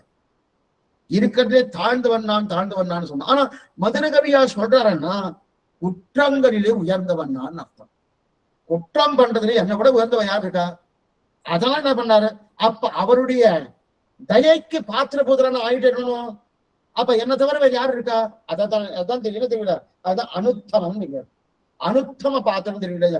அப்ப அதனால்தான் நான் தான் தகுதியான பாத்திரம். இவர் ஒன்னும் தன்னை அகங்காரத்தோடு பேசல. குற்றங்கள் என்கிட்ட நிறைய இருக்கு. நான் ஆழ்வாரும் குற்றம் உடையவன் தான் தேடிட்டு இருக்காரு. எங்க குற்றம் இருக்குன்னு தேடிட்டு இருக்காரு. தேடின உடனே ஓ, என்னை விட யார் உத்தமமான பாத்திரம் இருப்பார், எதற்கு என்னை போல் கை கொண்டாருன்னா இவரை விட தாழ்ந்தவர் ஆயிற்று, நாட்டாருக்கு அவ்வாருக்கும் இவர் தெளிவா தெரியாது அமைச்சிருக்கிறார். அப்படின்னா என்ன அர்த்தம்? இவர் தான் இவ்வளவு குற்றம் பண்ணியிருக்காரு, இவரோட யாரும் கிடையாது. அதனால என்ன அங்கீகாரம் பண்ணாரு. அதான் அந்த நினைத்திருக்கிறார். இன்று தொட்டும் எடுமையும் என்கிறார். அது மாதிரி கண்டு கொண்டென்னை காரிமாறான். கண்டார் கொண்டார்னா தேடின்னு இருக்காரு. தேடின இந்த மாதிரி குற்றம் பண்ணவா யாருக்குன்னா இவர் தான் இருக்காரு. அப்பதான் என்ன அர்த்தம்? இது என்னது? தாழ்ச்சியில உயர்த்தி சொல்லப்பட்டு, தாழ்ச்சியில் உயர்த்தி சொல்லப்பட்டது அப்படின்னு தெரிகிறார். இது மேல ஆச்சரியமா கண்டு கொண்டன்னை காருமாறப்பிரான் கண்டையல்வினை காத்தியமுடினான் எந்திசையும் அரிய அம்பிகன் ஒந்தவை ஷடகோபன் அருளையே அப்படின்னு தெரிவிக்கிறார் இல்லையா? இதுக்கு முந்தின பாசனம் என்ன பண்ணார்? இன்று தொட்டும் எழுமையும் என்பிரான் நின்று தன்புகள் ஏற்றதான் குண்டமாட திருக்குறுகூர் நம்ம என்றும் என்ன இயல்பிலன் காண்பினேன்னு தெரிவிக்கல. இந்த இதுக்கு என்னென்ன சம்பந்தம்ன்றதை தெரிவிக்கப்படுறார். நாளை காத்தால அது என்னன்னு பார்த்துருவோம். ஆச்சரியமான பாசனம் இது. நிறைய விஷயங்களை தெரிவிக்கிறார். ஒவ்வொரு பாட்டிலையும் உண்டு. அது ஒவ்வொரு பாட்டையும் இந்த மாதிரி தான் சொல்லிட்டு என்ன பண்றது? அவ வியாக்கியானம் அந்த மாதிரி விபுலமான வியாக்கியானம். அடைய மனவாள பெருமாள் வியாக்கியானம் இது ஒரு ருச்சி. பெரியவாச்சானுடைய வியாக்கியானம் ஒரு ருச்சி, நஞ்சியுடைய வியாக்கியானம் ஒரு ருச்சி, சிறியதா இருந்தா அது ஒரு ருச்சி, மேற்கொண்டு அடைய மனவாள பெருமாள் வியாக்கியானம் ஒரு ருச்சி. 3 ருச்சி. முக்கணிகள் சொல்றோம். முக்கணிகள் சேர்ந்து அறிவிப்போம். ஆழ்வார பெருமானார் ஆச்சாரிய திருவேசம் பகவதா திருவடிகளே சரணம் அவசியம் மேற்கொண்டு 5 மணிக்கு அவசியம் வரும்படி சுவாமி. அடியன் ராமானந்தாச்சு சுவாமி. ஒரு சின்ன விண்ணப்பம் சுவாமி. கண்டு கொண்டு அப்படின்னு சொன்னதுக்கு 3 விதமா அர்த்தம் சொன்னீங்களே சுவாமி. பிரமாணத்தை காட்டினீங்களே. வைத்தமாநிதி பெருமாளுக்கும் மதுரகவியால் கண்டு அந்த அடிப்படையில் அடியனுக்கு இன்னும் அந்த 2 அடியனுக்கு சரியா புரிஞ்சுக்கல சுவாமி. தேவரி திரு நிதியை எடுத்தார் போலே மதுரகவியை எடுத்தார். நிதியை எடுத்தார் போலே நம்மாழ்வார் தேடிட்டு இருக்கார். எனக்கு ஏதாவது நிதி கிடைக்குமான்னு தேடிட்டு இருக்கார். நம்மாழ்வார் படி நிதி எதுன்னா குற்றம் புரிந்தவர்கள், நன்மையால் மிக்க நான்மறையாளர்கள் பொன்மையாக கருதி கைவிட்டுட்டா இல்லையா, அதுதான் நிதி நம்மாழ்வாருக்கு. அப்படிப்பட்ட நிதி இருக்கான்னு தேடிட்டு இருந்தார். அந்த நிதி கிடைத்தார் போலே மதுரகவியார் கிடைத்தார். அப்ப நிதின்னு அவர் சொல்லலாமன்னா அந்த நிதி பெற்ற செல்வம் தான் மதுரகவியாளர். எந்த நிதி? வைத்தமாநிதி பெற்ற செல்வம் தான் இந்த மதுரகவியாளர். அதனால இதைய நிதியே நினைச்சார். ஆனா வைத்தமாநிதி என்கிற சப்தத்துக்கு உண்டான அர்த்தம் வேறு, நம்மாழ்வார் அபிப்பிராயப்படி நீதிக்கு உண்டான அர்த்தம் வேறு. ஆனாலும் நிதி தான். அந்த நிதி எனக்கு வேணும். அதுதான் ராமானந்தாச்சு சுவாமி. திருவடிக்கு பல்லாண்டு சுவாமி. எப்படி சொல்றது சுவாமி, அவ்வளவு அற்புதமா கண்டுகொண்டுன்றதுக்கு சாதிச்சது பெரியவாச்சன்களுடைய வியாக்கியானம். அடுத்தடுத்த வியாக்கியானத்தை எப்படி கேட்போம், எப்ப கேட்போம் அப்படின்றத கேட்கறதுக்கு ஆவலா இருக்கு சுவாமி. அற்புதம் சுவாமி. இல்லை சுவாமி உங்களுக்கு சொல்றதுக்கு. உங்க திருவடிகளுக்கு பல்லாண்டு. உங்க திருவடியை சேவிச்சுக்கிறது தான் சுவாமி இப்போதைக்கு எங்கள் தலையெல்லாம் கடமை சுவாமி. இதே மாதிரி நீங்க சாதிக்கணும், நாங்க கேட்கணும் சுவாமி. இழந்ததுதான். இதை எல்லாரும் கேட்கணும். இந்த விஷயத்தை கேட்காம இருக்கிறது எவ்வளவு பெரிய விஷயத்த அவங்க இழந்திருக்காங்கன்றதே தெரியாம இருக்காங்க சுவாமி. உண்மையிலே அற்புதம் சுவாமி. திருவடிகளுக்கு பல்லாண்டு சுவாமி. ராமானுஜதாசி சுவாமி. ஐயன் தாசன்.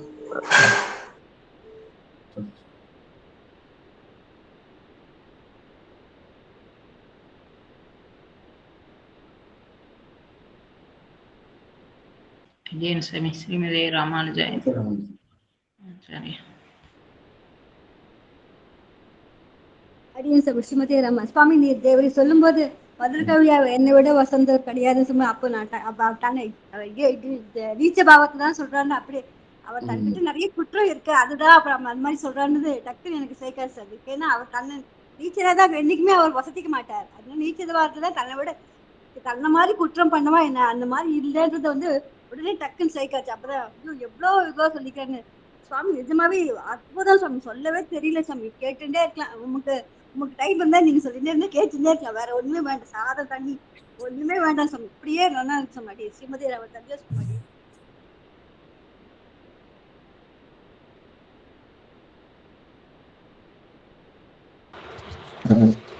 அடியன் தம்மன் பேசு சுவாமி. இந்த 4-5 இது அனுப்பவே இல்லை, ரெக்கார்டிங் அனுப்புனா இன்னும் நல்லா இருக்குங்க சுவாமி எங்களுக்கு. வந்துருன்னு நினைக்கிறேன். அவதான் அப்பதான் சரியா சுவாமி இந்த விஷயங்களுக்கும் நீங்க கம்பேர் பண்ணி சொல்லும் போது எங்களுக்கு இன்னும் நல்லா கேட்கறதுக்கு ஒரு இதா இருக்கு சுவாமி. அதனாலதான் தவறிட்டு இது ஒரு விண்ணப்பமாவே கேட்கிறோம் சுவாமி. சரிங்க, சரி, அவசியம். அடியன் அடியன்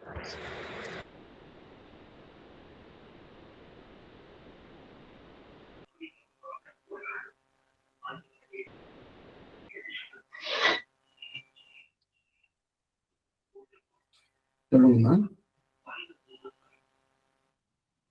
விடைபெற்று ஸ்ரீமதி ராமன் தன்ய சந்தோஷம்.